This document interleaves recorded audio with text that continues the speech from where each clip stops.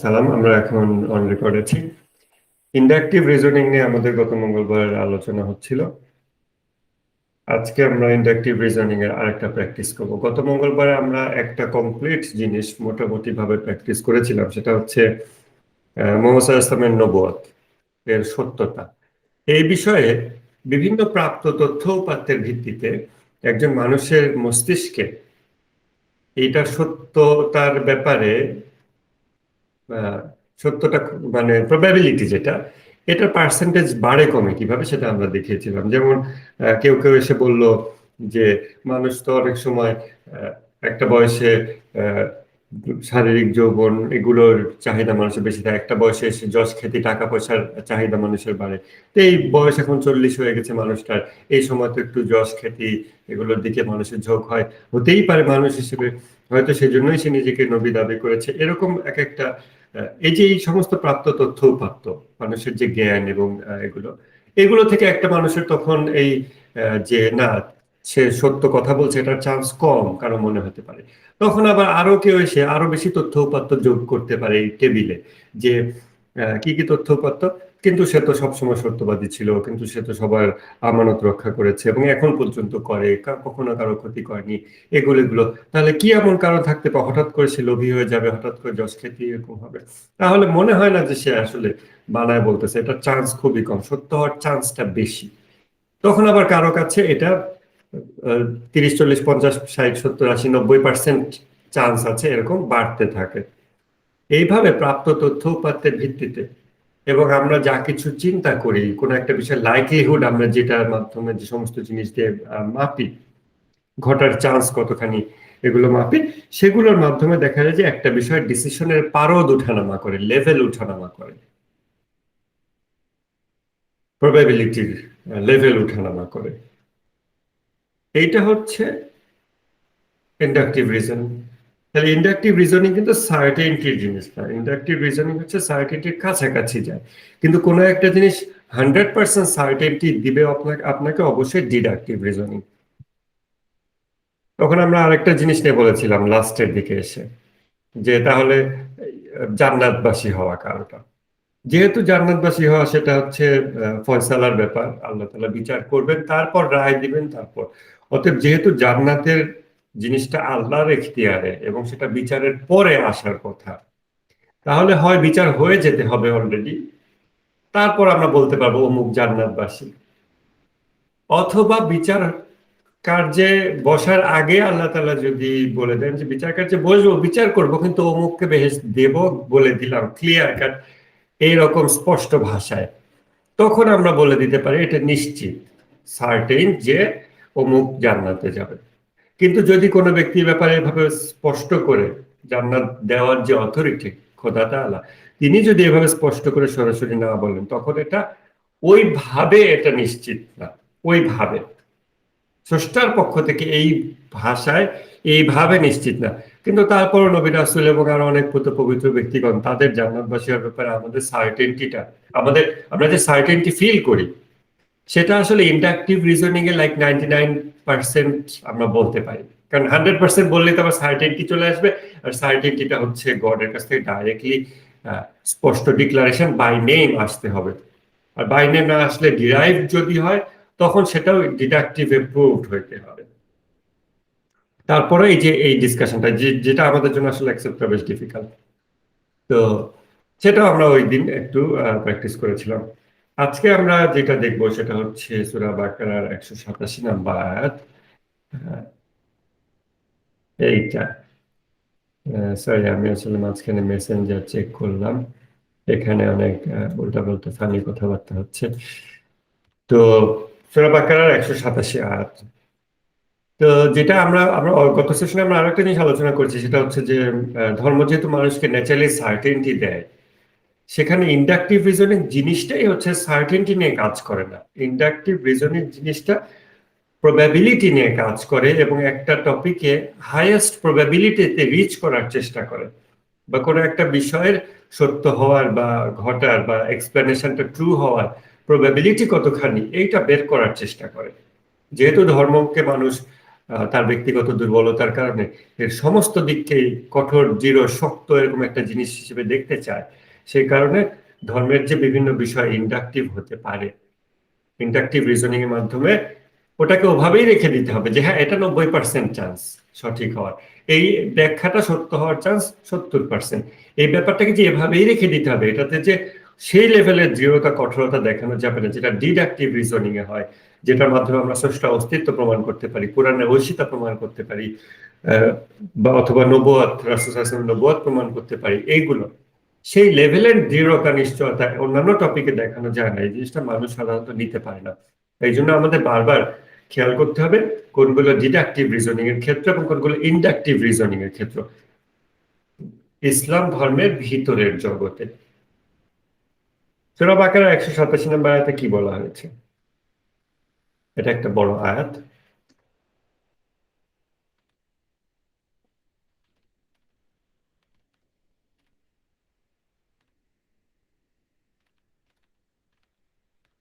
আমি আয়াতটা একটু বের করি।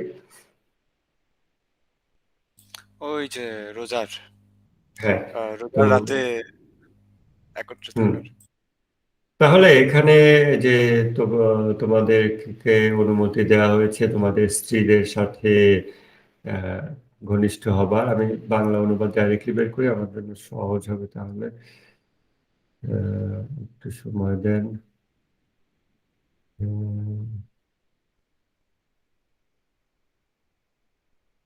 অনেক ভাষায় অনুবাদ হচ্ছে, ও বাংলা পেয়ে গেছি।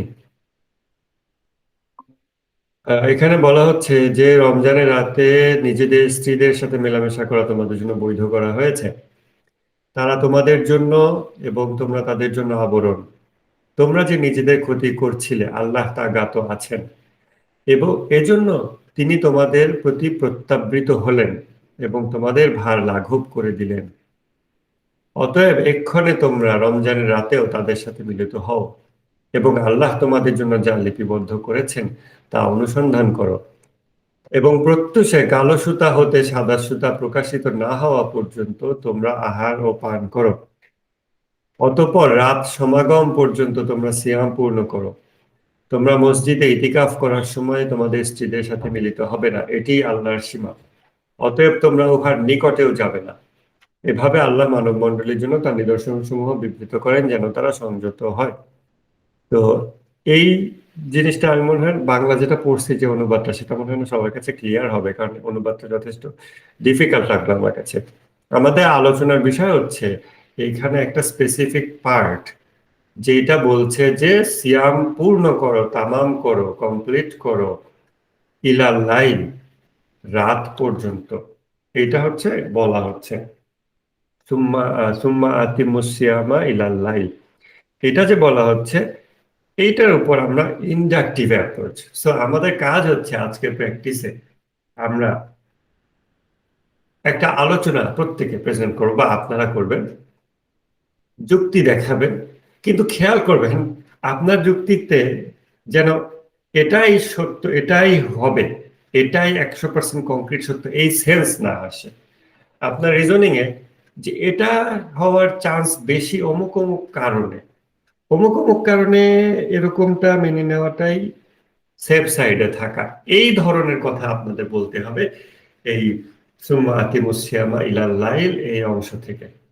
এখন আপনারা এটা প্র্যাকটিস করেন, আমি শুনবো।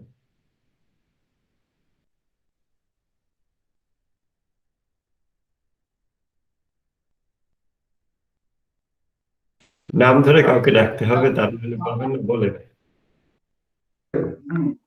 মানে হচ্ছে আমার যেটা মনে হয় মানে যে আমার পুরো মানে ইয়ার কমন সেন্স থেকে আমার যেটা মনে হয় সেটা হচ্ছে যে প্রত্যেকটা ইবাদতের একটা টাইম থাকে, যেমন আসরের একটা ওয়াক্ত থাকে, জোহরের একটা ওয়াক্ত থাকে, বা মাগরিবের একটা ওয়াক্ত থাকে। ঠিক তেমনি রোজাও তো একটা ইবাদত, রোজারও একটা টাইম আছে, সেটা হচ্ছে সুবহ সাদিক থেকে রাত পর্যন্ত। এই রাত পর্যন্ত যে নিয়ম কানুন বা রোজার যে নিয়মগুলো আছে সেগুলো মানা ফরজ আমাদের জন্য, কিন্তু এর পরের টুকু তো রোজার অংশ না। তাই সে পরের টুকুতে সে তার স্ত্রীর সাথে যেটা হালাল ভাবে করা সম্ভব সেটা করলে তো আমার মনে হয় না কোনো সমস্যা আছে।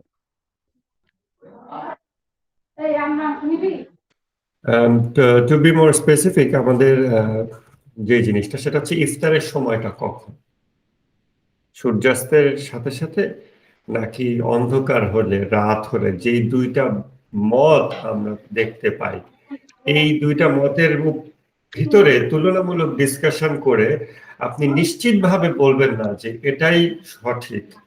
তো আপনাকে আমার এমন যেটা ভাবে যে এটা হওয়ার তুলনামূলকভাবে তুলনামূলকভাবে বলতে যে আপনি যদি সেফ খেলেন, কোনো জায়গায় যদি আমরা সেফ খেলতে চাই, রিস্ক নাই, তাহলে অ্যাকর্ডিং টু সুন্নি মতবাদ তারাদের মানে আজানের সাথে সাথে খেতে হবে, মানে 15 মিনিট আগে, বা যেহেতু সূর্যাস্ত যাওয়ার সাথে সাথে। আর আমাদের হচ্ছে সূর্যাস্ত যাওয়ার পরে কালো রেখা আসবে, অন্ধকার বা লাইলের মতো রাত হবে, তারপর আমরা খাবো। তো সুন্নি মতামত অনুযায়ী আমাদের কিন্তু রোজাটা হবে, কিন্তু আমাদের সওয়াবটা কম হবে। মানে তাড়াতাড়ি ইফতার করলে সওয়াব বেশি হয়, কিন্তু আমাদের সেই অনুযায়ী সওয়াবটা কম হবে। কিন্তু শিয়া মতবাদ মতে কিন্তু তাদের মানে রোজাটাই হবে না, কারণ আমার মনে করি তারা হচ্ছে টাইম হওয়ার আগে খেয়ে নিচ্ছে ব্যাপারটা। আর আমি যদি একটু দেরি করে ইফতার করি, আমার কিন্তু রোজাটা হচ্ছে, কারণ আমার টাইমটা ক্রস হয়ে যাচ্ছে। তাদের টাইমটা আমার পার পরে আমরা মানে ইফতারটা করতেছি। তাই আমার মনে হয় এক্ষেত্রে ইফতারটা আমাদের মানে শিয়াদের ইয়াটা বেশি সেফ, ইফতারি টাইমটা। ওকে, কথাটা মোটামুটি বোঝা গেছে, কিন্তু কথা আরো গোছানো হতে হবে, কথা আরো টু দা পয়েন্ট হতে হবে, ক্লিয়ার হতে হবে, সংক্ষিপ্ত বাক্য থাকতে হবে। শব্দ চয়নে শিয়াদের মত, সুন্নিদের মত এভাবে বলা যায়, কিন্তু এগুলোর কিছু প্রবলেম ক্রিয়েট হয়। এই জন্য এগুলো শ্রোতাদের মাইন্ডে প্রবলেম ক্রিয়েট হয়, এই জন্য এগুলো অ্যাভয়েড করা ভালো। তারপরে আমাদের তাদের এই ধরনের শব্দ অ্যাভয়েড করা ভালো, কেননা যুক্তির চর্চা আসলে ধর্মজগতে খুবই ডিফিকাল্ট একটা ব্যাপার, যেখানে সহজেই দলাদলি চলে আসে। তো we should try to act without prejudice. এখন সায়ন একটু বলেন, রায়ান একটু বলবেন তারপর।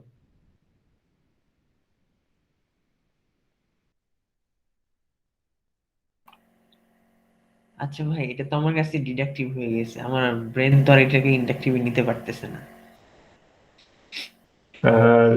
That's a problem I think, কারণ একটা জিনিসকে আপনার ডিডাকটিভ এবং ইন্ডাকটিভ দুই ভাবে দেখাতে পারাটা দরকার। যেই জিনিস দুই ভাবে দেখানো যায়, কিছু জিনিসে আপনি সার্টেনটিতে পৌঁছাইছেন। আপনি সার্টেনটিতে পৌঁছেছেন কিভাবে? আপনার প্রেক্ষাপট থেকে।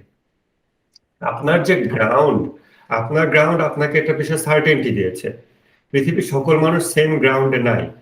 অনেক মানুষ যে গ্রাউন্ডে দাঁড়িয়ে আছে, তাদের গ্রাউন্ড থেকে সার্টেনটিতে পৌঁছানোর আগে হাই প্রবাবিলিটিতে পৌঁছানোর কিছু সুযোগ থাকতে পারে। সেটা দেখা দিতে পারেন কিনা? আচ্ছা না পারলে আমি রায়ান ট্রাই করতে পারেন, আপনিও ট্রাই করেন, একটু ট্রাই করা লাগবে। আচ্ছা আমি তো তাহলে একটু চিন্তা করতেছি কিভাবে ইন্ডাকটিভ আনা যায়। অলরাইট, চিন্তা করেন, তাহলে রায়ান একটু বলেন দেখি।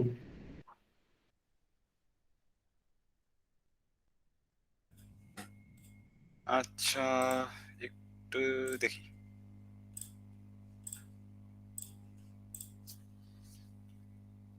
প্রেজেন্ট হচ্ছে না? হচ্ছে। এই তুম্মা আতিম্মুস, এই যে সুম্মা আতিম্মুস সিয়ামা ইলাল লাইল। এখানে অতঃপর তোমরা হচ্ছে তোমাদের সিয়ামকে, যে শব্দটা ব্যবহার করা হয়েছে আদেশবাচক ভাবে, সেটা তামাম, তামামের আদেশবাচক বা অর্ডার ফর্মে, ইম্পারেটিভ ফর্মে, যেটা এই যে কমপ্লিট হিসেবে ব্যবহার হয়, এবং এটা নিয়ে সাধারণত আলাদা মত দেখা যায় না। অতঃপর কমপ্লিট করো তোমাদের রোজা ইলাল লাইল, রাত পর্যন্ত। এখন রাতের যেটা করা হয়, দেখি, এই এখন আলোচনা চলে আসে যে এখানে রাত বলতে কি বোঝানো হয়েছে।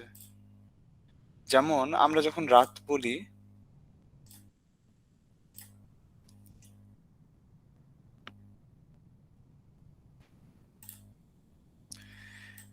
এই যে এইখান থেকে মোটা দাগে এই 12 ঘন্টা যদি আমরা বলি যে দিন, বা সাধারণত 12 ঘন্টা হয় না এমনি, এখন এর অর্থ বলছি। এই যে খেয়াল রাখবেন, আপনার বক্তব্য থেকে কোনো নিশ্চিত অ্যান্সার পাবো না আমরা, হ্যাঁ পাওয়া নিশ্চিত যাবে answer, না। হ্যাঁ exactly. Probably true, most probably true, most probably, মানে কাছাকাছি এ ধরনের একটা অ্যান্সার পেতে হবে। এখন এই যে রাত শেষে আবার হচ্ছে সূর্যোদয় হয়, আবার দিন শুরু হয়, আবার হচ্ছে একটা নির্দিষ্ট টাইম পর আবার রাত শুরু হয়। এখন এখানে এই যে রাত শুরু হচ্ছে কোন অংশে এবং হচ্ছে রাত পর্যন্ত কমপ্লিট করতে বলা হয়েছে, এইখানে কিছু একটা গ্রে রিজিয়নের মতো আছে এই টাইমটা, যেটা আমরা সরাসরি আমরা বলতেও পারি না যে এটা রাত, আবার সরাসরি আবার এটা বলতেও পারি না যে এটা দিন। এবং এটা হচ্ছে বিশেষ করে বাবা মারা যখন ছেলে মেয়েদেরকে বলে যে বেলা যে সন্ধ্যা হয়ে গেছে বা মাগরিব হয়ে গেছে, তোমরা রাত হয়ে আসছে, তোমরা এখন হচ্ছে ঘরে চলে আসো, এইরকম গ্রে রিজিয়নের টাইমটা তখন বাচ্চারাও আবার বলে যে না বাবা, না আম্মু, এখনো তো রাত হয়নি, ওই যে সূর্য দেখা যাচ্ছে ইত্যাদি।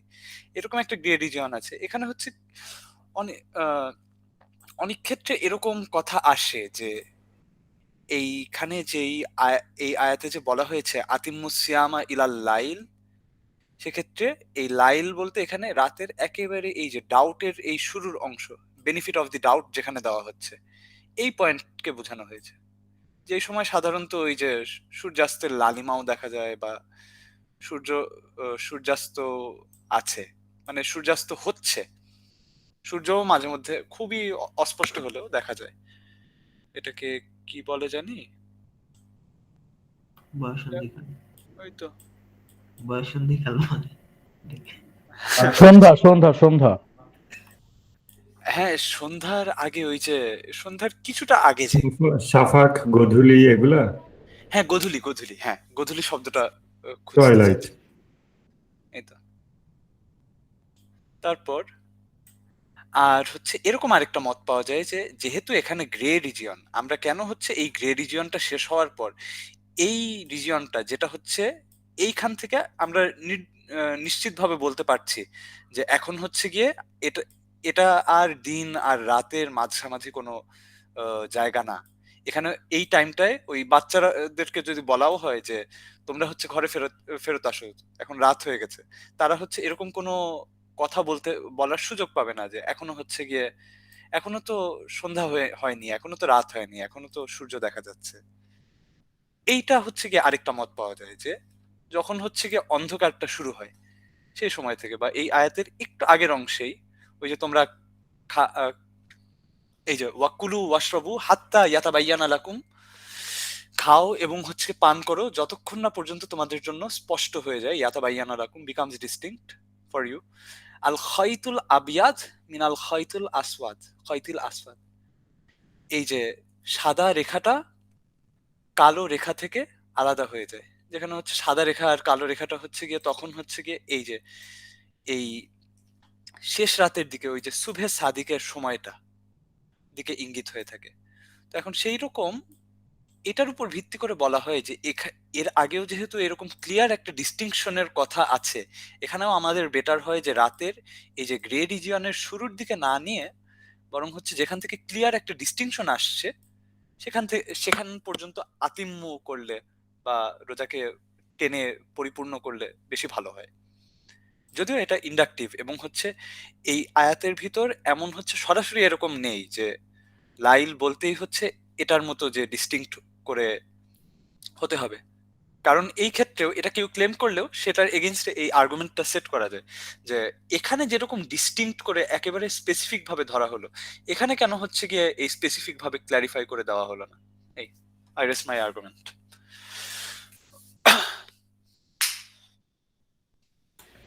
Thank you. আপনার আর্গুমেন্টটা ভালোই হয়েছে, একটু ডিটেইল হয়ে গেছে বেশি। ডিটেইল আর্গুমেন্টে ঢোকা যায়, ঢোকার জন্য ইন্ট্রোডাকশন দিতে হয় মানে শ্রোতাদেরকে, কেননা বিভিন্ন স্তরের শ্রোতা থাকে, বিভিন্ন অবস্থায় থাকে শ্রোতারা। তো এমন ভাবে ইন্ট্রোডাকশনটা দিতে হবে যেন শ্রোতা সেই আপনার ডেপথের দিকে আস্তে আস্তে আগাতে পারে, সেইভাবে আপনাকে ইন্ট্রোডাকশন দিতে হবে। তো হ্যাঁ, অলি বলেন। আচ্ছা ভাইয়া, মানে সাদিক ভাই যেটা বললো ওটা মানে অনেক সুন্দরভাবে বলছে যে মানে আরেকটাতে ক্লিয়ার না, যে রাতের সংজ্ঞাটা বলতে আরেকটাতে ক্লিয়ার না। কিন্তু আমরা যদি গোটা কোরআনের অন্যান্য রেফারেন্স থেকে দেখি, তাহলে কোরআনে কিন্তু বিভিন্ন সময় কসম খাওয়া হয়েছে যে এই সময় শপথ, ও সময় শপথ। সেখানে কিন্তু এমন একটা সময়েরও কসম খাওয়া হয়েছে যে সময়টা বলা হচ্ছে মানে যে সময়টা মানে যেটা বললো গোধূলি বা সন্ধ্যার যে টাইমটা, ওই টাইমটারও একটা স্পেসিফিক টাইম, আমার ওই আরেকটা মনে নাই, ঠিক আমি দিতে পারবো। জি জি জি, ওটারও শাফাক ওয়াল লাইলি ইজা ওয়াসাক, এরকম। হ্যাঁ হ্যাঁ ওই ওইটা গোধূলির ওইটা গোধূলির হ্যাঁ হ্যাঁ শব্দটা আগে উল্লেখ হয়ে তারপরে রাতের শব্দটা উল্লেখ হয়েছে। হ্যাঁ মানে মানে দুইটা আলাদা আলাদা টাইম, মানে এখান থেকে তো আলাদা করে দিচ্ছে তো। আর যে এটা পুরো কোরআনেই আছে, মানে তাহলে এটা কি ডিডাকটিভ রিজনিং এর মধ্যে পড়ে যাচ্ছে না? কারণ যেহেতু দুইটা যে সম্পূর্ণ আলাদা, নাকি আমরা এখানে শুধুমাত্র এই আরেকটা নিয়ে কথা বলবো, গোটা কোরআন শরীফ নিয়ে না? আমাদের এই দার্সটা কিন্তু ইন্ডাকটিভ রিজনিং এর উপর হচ্ছে, এই জন্য ওটার দিকে যায়নি এবং ডিডাকশন করতে যায়নি। আচ্ছা আচ্ছা। Right, thank you. ভালো একটা জিনিস পয়েন্ট আউট করছেন, সেটা হচ্ছে যে অ্যাডিশনাল ইনফরমেশন নিয়ে আসা। অ্যাডিশনাল ইনফরমেশন নিয়ে আসলে আহ, ভালো। তখন ইন্ডাকটিভ রিজনিং এ আমাদের যেই সার্টেনটি বা প্রবাবিলিটি যত যে লেভেলটা, এই লেভেলটা আবার নতুন করে রিইভ্যালুয়েট করা হয়, পুনরায় যাচাই করা হয়, করে এটা লেভেলটা বাড়ে বা কমে। তো এখন রায়ান যে জিনিসটা দেখাইছেন, সেক্ষেত্রে আমার কমেন্ট হচ্ছে যে ইন্ট্রোডাকশনটা এমন ভাবে দিবেন যেন আহ, একটু, কারণ সব মানুষ ডাইরেক্টলি ডিপে জাম্প করার মতো অবস্থা থাকে না, তাহলে সেভাবে যেন একটু দেওয়া যায়। আবার বলি, যেমন যেভাবে প্রেজেন্ট করলেন সেটার উপর আমি বেশ কিছু কমেন্ট দিলাম। আপনারা খেয়াল করবেন যে এখন যে প্র্যাকটিসটা হচ্ছে, এই প্র্যাকটিসের ধরনের সাথে প্রিভিয়াসলি ডিডাকটিভ রিজনিং এর যে প্র্যাকটিস গুলো হয়েছিল তা একেবারেই ডিফারেন্ট। ডিডাকটিভ রিজনিং এ আমি বারবার খুব ক্লিয়ার কাট যেহেতু এবং যেহেতু অতএব এই স্ট্রাকচারে বলতে হবে, তারপরে স্ট্রাকচারের মধ্যে অন্য কন্টেন্ট দিতে হবে, খুব ক্লিয়ার কাট ম্যাথমেটিক্যাল একেবারে জিনিসগুলো। আর ইন্ডাকটিভ রিজনিং এ আমরা কিভাবে বলছি এরকম দিলে ভালো হয়, শ্রোতাদের জন্য ভালো হয়, এই জিনিসগুলো ইন্ডাকটিভ রিজনিং এর আলোচনা আমরা করতে পারি। এখন তারপরেও ইন্ডাকটিভ রিজনিং এও মোটামুটি কিছুটা স্ট্রাকচার নিয়ে আসা হলো। ডিডাকটিভ রিজনিং যেরকম পুরোপুরি স্ট্রাকচার্ড, ইন্ডাকটিভ রিজনিং এরকম পুরোপুরি স্ট্রাকচার্ড না, ওই রকম না। তো এই জন্য দেখা যায় এখানে একটু ছড়ানো এলোমেলো স্টাইলে কথা বলা যেতে পারে। ডিডাকটিভ রিজনিং কিরকম, আমরা কি বলেছি যে ওই যে একটা ডিডাকটিভ ইনভ্যালিড একটা ডিডাকটিভ আর্গুমেন্ট নিয়ে আমরা আগে প্র্যাকটিস করেছিলাম। সেটা কি, যেহেতু নবী পরিবারকে ভালোবাসা ফরজ এবং যেহেতু ফাতেমা নবী পরিবারের অন্তর্ভুক্ত, অতএব আমরা ফাতেমাকে ভালোবাসি। এইটা একটা ডিডাকটিভ স্ট্রাকচারের আর্গুমেন্ট, এবং এটা একটা ইনভ্যালিড ডিডাকটিভ আর্গুমেন্ট, সেটা আমরা পরে প্রমাণ করে দেখিয়েছিলাম। তো ইন্ডাকটিভ রিজনিং এ এরকম দুইটা বাক্য থেকে একটা কনক্লুশন শুধু এরকম না, 10টা বাক্য থেকে একটা কনক্লুশনে আপনি আসতে পারেন ইন্ডাকটিভ রিজনিং এ। ঠিক আছে, তো এটা পসিবল। এখন ইন্ডাকটিভ রিজনিং এ আমি এই বিষয়টাতে আমি একটা ইন্ডাকটিভ রিজনিং দেখাই, আপনারা এক একজন একরকম দেখালেন। সাইন দেখেন। আচ্ছা। হ্যাঁ, কোরআন থেকে তো আমরা সবকিছুতে সিদ্ধান্তে আসতে পারবো না, এর জন্য আমাদের দেখতে হবে যে হাদিস কি বলতেছে। যেহেতু কোরআনের ব্যাখ্যা হচ্ছে হাদিস, তা হাদিসে অনেক ক্ষেত্রে আমরা দেখতে পারি যে আল্লাহ রাসূল সাল্লাল্লাহু আলাইহি ওয়াসাল্লাম বলতেছে যে ইহুদিরা হচ্ছে রাত পূর্ণ হওয়া পর্যন্ত ইফতার করে। আর অনেক ক্ষেত্রে দেখা গেছে যে যেসব কালচারে বা যেসব রিচুয়ালে আমাদের সাথে ইহুদিদের মিলে যাচ্ছে, সেসব ক্ষেত্রে আমরা ইহুদিদের বিপরীতটা করতেছি। তো যেহেতু ইহুদিরা রাতের সময় ইফতার করে, একটু রাত অন্ধকার হয়ে গেলে, তাই মুসলিমদের উচিত একটু আগ দিয়ে করা। হ্যাঁ, কোরআনে যেটা বলা হয়েছে সেটা রাত পর্যন্ত হতে পারে, কিন্তু একটু আগে করলে সেটা একটু থ্যাংক ইউ, নাইসলি পুট। তো এটা একটা ইন্ডাকটিভ রিজনিং হয়েছে। ঠিক আছে, এটা একটা ইন্ডাকটিভ রিজনিং হয়েছে। তাহলে আমরা দেখলাম যে যদিও এটা একটু ইমপ্রুভ করা যায়, ইমপ্রুভ করা উচিত ছিল, যেটা স্যার যেভাবে বলেছেন বা আপনার বাকিরাও আপনারা খেয়াল করবেন, সেটা হচ্ছে যখন আপনারা প্রেজেন্ট করবেন, প্রথমে প্রবলেমটা প্রেজেন্ট করবেন, তারপর সলিউশনটা দিবেন। সো একটা প্রবলেম এখানে আছে, প্রবলেমটা আগে ক্লিয়ারলি বোঝা লাগবে। প্রবলেমটা হচ্ছে যে রোজা শুরুর সময় নিয়ে কোনো প্রবলেম নাই, রোজা কখন শেষ হবে এই সময়টা নিয়ে প্রবলেম। কেউ বলছে সূর্যাস্ত হয়ে গেলেই হ্যাঁ, মানে সূর্যাস্ত হয়ে গেলেই আপনার রোজা কমপ্লিট হয়ে গেছে। কেউ বলছে যে না, সূর্যাস্ত হয়ে যাওয়ার পরেও আলো একেবারে চলে যাবে আকাশ থেকে ওই পর্যন্ত অপেক্ষা করতে হবে, তখন মূলত রাত শুরু হবে। সুম্মা আতিমুস সিয়ামা ইলাল লাইল বলতে ওই পয়েন্ট পর্যন্ত বোঝাচ্ছে যখন আলো চলে যাবে আকাশ থেকে পুরোপুরি, যেটা সূর্যাস্তের পর আরো কিছু সময় পরে। এই যে দুইটা মতামত, এই দুই মতামতের ভিতর থেকে কোন মতামতটা সঠিক হইতে পারে, চান্স বেশি, সেটা নিয়ে আমরা ইন্ডাকটিভ আর্গুমেন্ট প্রেজেন্ট করব, বা আমি ইন্ডাকটিভ আর্গুমেন্ট প্রেজেন্ট করবো। এটা বলার পর আপনি আপনার আর্গুমেন্টটা প্রেজেন্ট করবেন।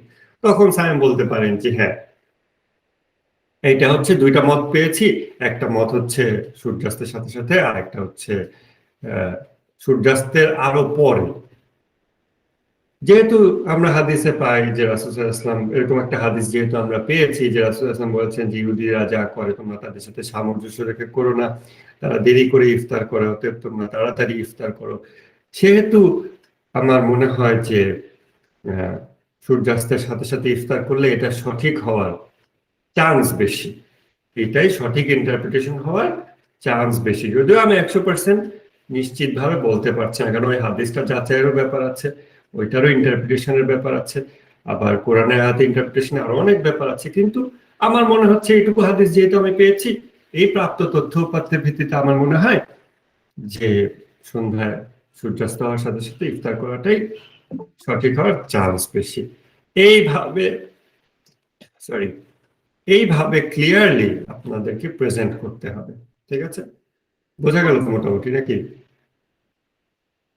হ্যাঁ ভাই, জিম আসছে। আমি আসসালামু আলাইকুম। ওয়ালাইকুম আসসালাম। সমস্যা নেই, আমি জিমকে সরি ভাই, দেরি হয়ে গেল। প্রবলেম, আমি জিমকে ইয়েতে দিয়ে দিচ্ছি, ইনভিটেশন দিয়ে দিচ্ছি, সো দ্যাট পরবর্তীতে ডাইরেক্টলি জয়েন করতে পারবেন।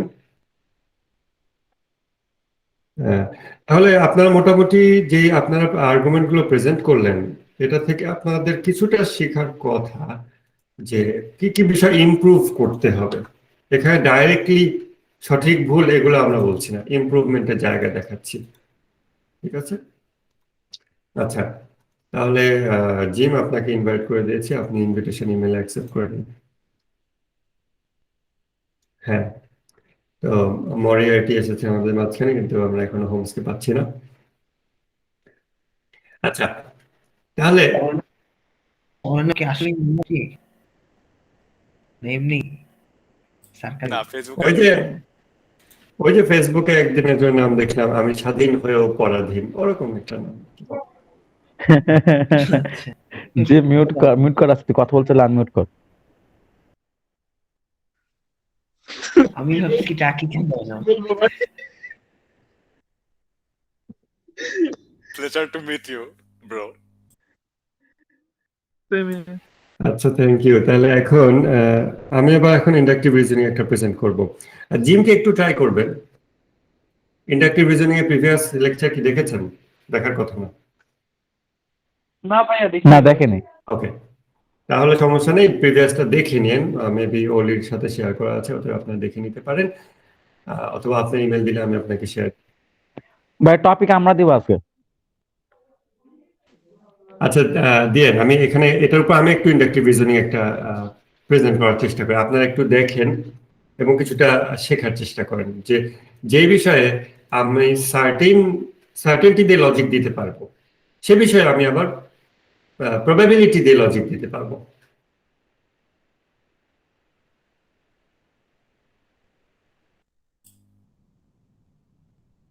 মাসুদ ভাইয়ের ভিডিওটা আমার এখানে থেমে গেছে, আপনারা কেউ কি দেখতে পাচ্ছেন? আমি মাসুদের কোনো ভিডিও দেখতে পাচ্ছি না হুট করে। আমার এখানে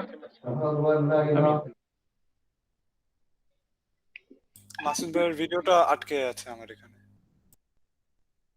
আচ্ছা, কারেন্ট চলে গেছে মেবি।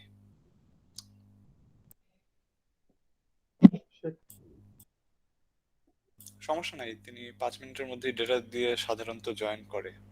আচ্ছা মরিয়াটি ভাই, আপনার কিসের জন্য এই নামটা এত পছন্দ? ভাই আপনি মরিয়ার্টি অ্যানিমেটা দেখছেন? মরিয়ার্টি দি পেট্রিয়ট। আমি বই পড়ছিলাম, আমি শুধু বই পড়ছি, আর একটা হয়তো টিভি সিরিজ দেখছিলাম। টিভি সিরিজে তো হচ্ছে কি হোমসের সাইড থেকে। জি ভাই। মরিয়ার্টি দি পেট্রিয়ট ওই না ভাইয়া, বাট মানে এটা AFK বিল্ডিংটা অনেক ভালো ছিল, শার্লক সেজন্য আসলে হোমস দেখছিলাম। ইনফ্লুয়েন্স না আসলে বলবো ভালো লাগে। দুঃখিত, আমার এখানে লোডিং হয়েছে এবং এখন আমি বিদ্যুৎবিহীন অবস্থায় আছি। তো একটা অন্যরকম ফিল হচ্ছে। আচ্ছা, তারপর আমি কিছুটা কন্টিনিউ করার চেষ্টা করি।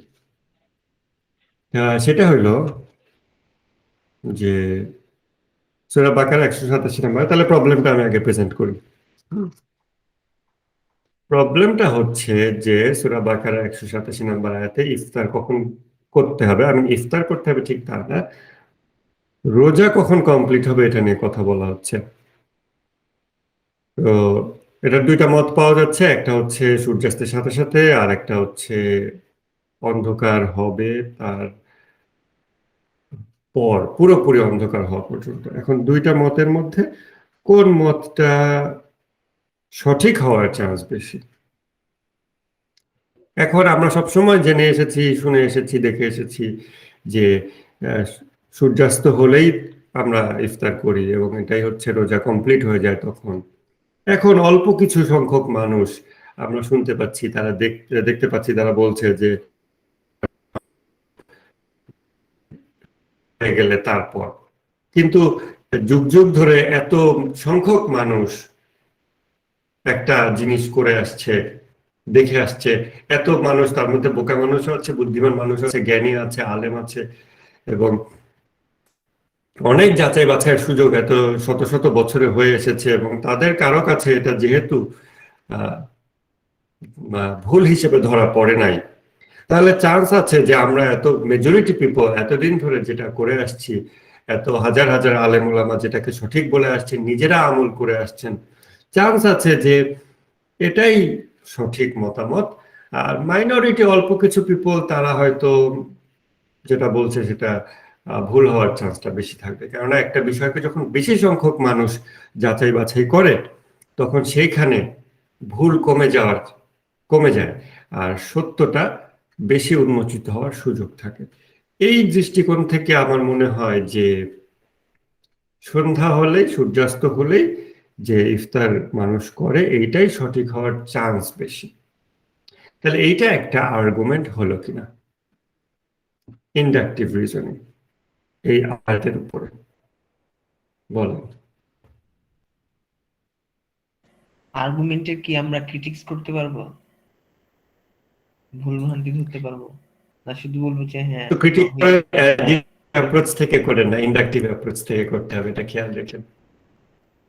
আচ্ছা আমারও উল্টা পসিবিলিটি দেখাতে হবে, তাই তো? আচ্ছা ভাই, তাহলে শুরু Right. করেন। তাহলে তো মানে আচ্ছা ঠিক আছে, মানে ব্যাপারটা এরকম যে আমি আপনার অপোনেন্ট, মানে এই প্রেমিসে দাঁড়ালে Sure, try. তাহলে এই যে আপনার প্রেমিসটা হচ্ছে সবসময় সংখ্যাগরিষ্ঠের মতামতটাই সবসময় শুদ্ধ মতামত। তাই একসময় ছিল যে 14 শতকের আগে আমি কি বলছি সবসময় শুদ্ধ হবে? তাহলে তো সার্টেনটি হয়ে গেল। আমি বলেছি হতে পারে, সঠিক হওয়ার চান্স বেশি। আচ্ছা সঠিক হওয়ার চান্স বেশি, তাহলে তো পৃথিবীতে খ্রিস্ট ধর্ম হক এটা চান্স, এটাই হবার সম্ভাবনাটা বেশি, মানে খ্রিস্ট ধর্ম সত্য, এটা সত্য হবার সম্ভাবনা বেশি, এরকম বলা যায়। হ্যাঁ হ্যাঁ, এভাবে বলতে পারেন। তখন আবার আমার মনে হবে যে আচ্ছা তাই তো, তাহলে মেজরিটি পিপল যেহেতু খ্রিস্ট ধর্ম চর্চা করছে, তাহলে আহ, তাদের মধ্যে অনেক মানুষ আছে, স্কলার আছে, চর্চা আছে, তাহলে ইসলাম ধর্মের থেকে ওইটা মনে হয় সঠিক হওয়ার চান্স বেশি। তো অথবা তখন আমার মনে হতে পারে যে কিন্তু আমি তো ইসলাম ধর্মকে সঠিক জানি, এখন কিভাবে জানি? যদি আমার মনে হয় যে ইসলাম ধর্মকে আমি সঠিক জানি আমার বাপদাদা ধর্ম দেখে, অথবা আই মিন আনএক্সেপ্টেবল কোনো গ্রাউন্ড থেকে, তখন ওইটার দ্বারা আমি আমার প্রিভিয়াস অ্যাপ্রোচ, একটু আগের যে অ্যাপ্রোচ, সেটা হচ্ছে যে মেজরিটি পিপল যেহেতু সন্ধ্যা ইফতার করছে, এখানে সঠিকটা, এটাই সঠিক মত হওয়ার চান্স বেশি, এই যে অ্যাপ্রোচ, এই যে চিন্তা প্রক্রিয়া, এই চিন্তা প্রক্রিয়াতে আমার যেহেতু সার্টেনটি এখানে 80-90% ছিল, আই মিন প্রবাবিলিটি ছিল যে এটাই সঠিক হবে, এই প্রবাবিলিটিটা কমবে কেন? কমবে, শুধুমাত্র গ্রহণযোগ্যভাবে কমবে যদি আপনার এই কথার পর আমার মনে হয় যে হ্যাঁ, ইসলাম ধর্ম যেহেতু আমি ডিডাকটিভ ভাবে আমার কাছে প্রমাণিত, নিশ্চিতভাবে প্রমাণিত যে এটা হক ধর্ম, তাহলে আবার আমি একটু আগে চিন্তা করতেছিলাম যে মেজরিটির মধ্যে সত্যটা থাকার চান্স বেশি, কিন্তু এখন আবার একটা এক্সাম্পল পেলাম যেখানে মেজরিটির মধ্যে সত্যটা নাই। মেজরিটি হলো ক্রিশ্চিয়ান, আর তার থেকে কম হচ্ছে মুসলমান, কিন্তু ইসলাম ধর্ম যেহেতু হক, সত্য ধর্ম, আমি ডিডাকটিভ ভাবে আমার কাছে প্রমাণিত, অতএব এটা একটা শক্ত খুঁটি যেটাকে ইউজ করে আমি চিন্তা করতে পারি। তখন আমার মনে করবো যে আচ্ছা, তাহলে একটু আগে যে আমার চিন্তা প্রক্রিয়া ছিল যে মেজরিটি যেটা করে এখানে সঠিকটা থাকার চান্স বেশি, এখন এটা একটু কমে গেল। তখন হয়তো 90% আমার মনে হতো একটা চান্স বেশি, এখন মনে হলো 80% না 70%, আবার লেভেলটা কমে গেল। এখন আরেকটা আর্গুমেন্ট দেন দেখি, যেটাতে আমার প্রবাবিলিটি আবার বেড়ে যাবে, মনে হবে যে না না না, এটা চান্স বেশি, আবার মনে হবে এরকম কিছু একটা বলেন দেখি আর কেউ। কারণ এটা হলো পারদ ওঠানামা করবে, আমরা 100%-এ যাবো না। আপনাদের আরো তথ্য উপাত্ত দেবেন, আমার এই প্রবাবিলিটি মনে হবে কি না না, চান্স একেবারেই কম, 10%। মেজরিটির মধ্যে এটা সঠিক হওয়ার চান্স 10%। আবার তথ্য উপাত্ত দেবেন, আমার এটা বাড়তে বাড়তে মনে হবে 70%, 80%, 90%। 100%-এ যাবো না, 0%-এও যাবো না। ওই দুটো হলো সার্টেনটির এরিয়া। বা আপনার লজিক গুলো যদি আরেকবার বলতেন, মানে বেশিরভাগ মানুষ পালন করার জন্য আপনার এটাই। পক্ষে বলবো না বিপক্ষে বলবো, মানে আপনার বাড়াবো না কমাবো? আর বাড়াবেন না, একটু আগে তাহলে শোনা যাচ্ছে না ভাই? একটু কমে। আপনার কথা কেটে কেটে শুনতে যাচ্ছে। পাচ্ছেন? হ্যাঁ, Hello? এখন স্ট্রিম লাইন হচ্ছে, এখন শোনা যাচ্ছে, ফ্লোটা ঠিক হয়েছে।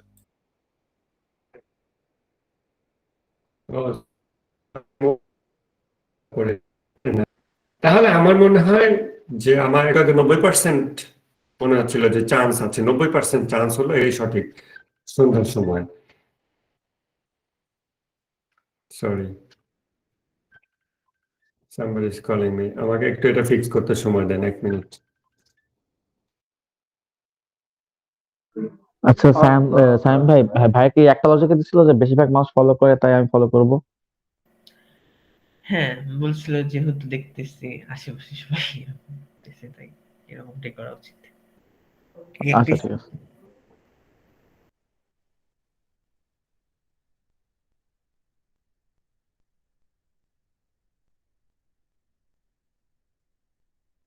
অলরাইট, তাহলে কি আমার রিপিট করতে হবে নাকি?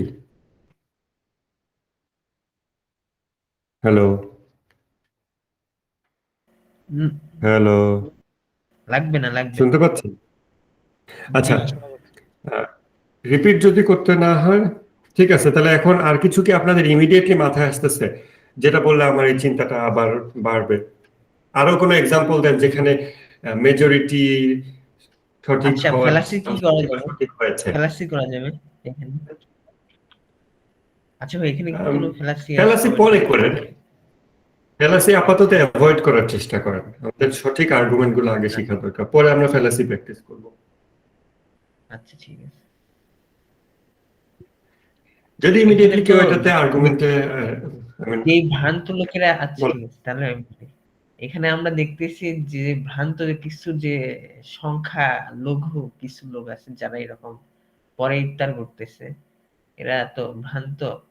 তা আল্লাহ তো কোরআনে বলে দিছে যে হচ্ছে রাত ইফতার করো, তা আমরা রাত কখন এটা তো জানা লাগবে হাদিসের মাধ্যমে। তা আমরা রাসূলের হাদিস থেকে দেখতে পারতেছি যে আজানের সাথে সাথে ইফতার করতে হয়, তখন থেকে রাতের শুরু। সুতরাং রাতে কটাইছে ইফতার, ভ্রান্তদের সাথে থাকা যাবে না। আমার আমাদের প্রসেসটা না এখন এটা হলো না, কেননা প্রথমে আহ, তো আমাকে একটু সময় দেন, আমার মনে হয় কারেন্টটা খুব ঝামেলা করতেছে, 1 মিনিট একটু আচ্ছা ভাই, সময় দেন। ভিডিওটা অফ করলে হয়তো বা আপনার সুবিধা হবে। হ্যাঁ, অডিওতে থাকেন শুধু, তাহলে আমার ওই শুনতে যে সুবিধা হবে। ওয়াইফাই আসছে আর কি, হ্যাঁ আমি ওটাতে একটু কানেক্ট করবো, কারণ আমার মোবাইল ডাটা খুব একটা ভালো না। আর আহ, ওই যে কম্পিউটার যেগুলো, এগুলো একটু ঠিকঠাক করি। আপনারা এটা নিয়ে একটু কথা বলেন 2 মিনিটের জন্য। সেটা হচ্ছে যে উম, ইফতার, আই মিন রোজা কমপ্লিট হওয়ার জন্য তো খাবার খাওয়া জরুরি না।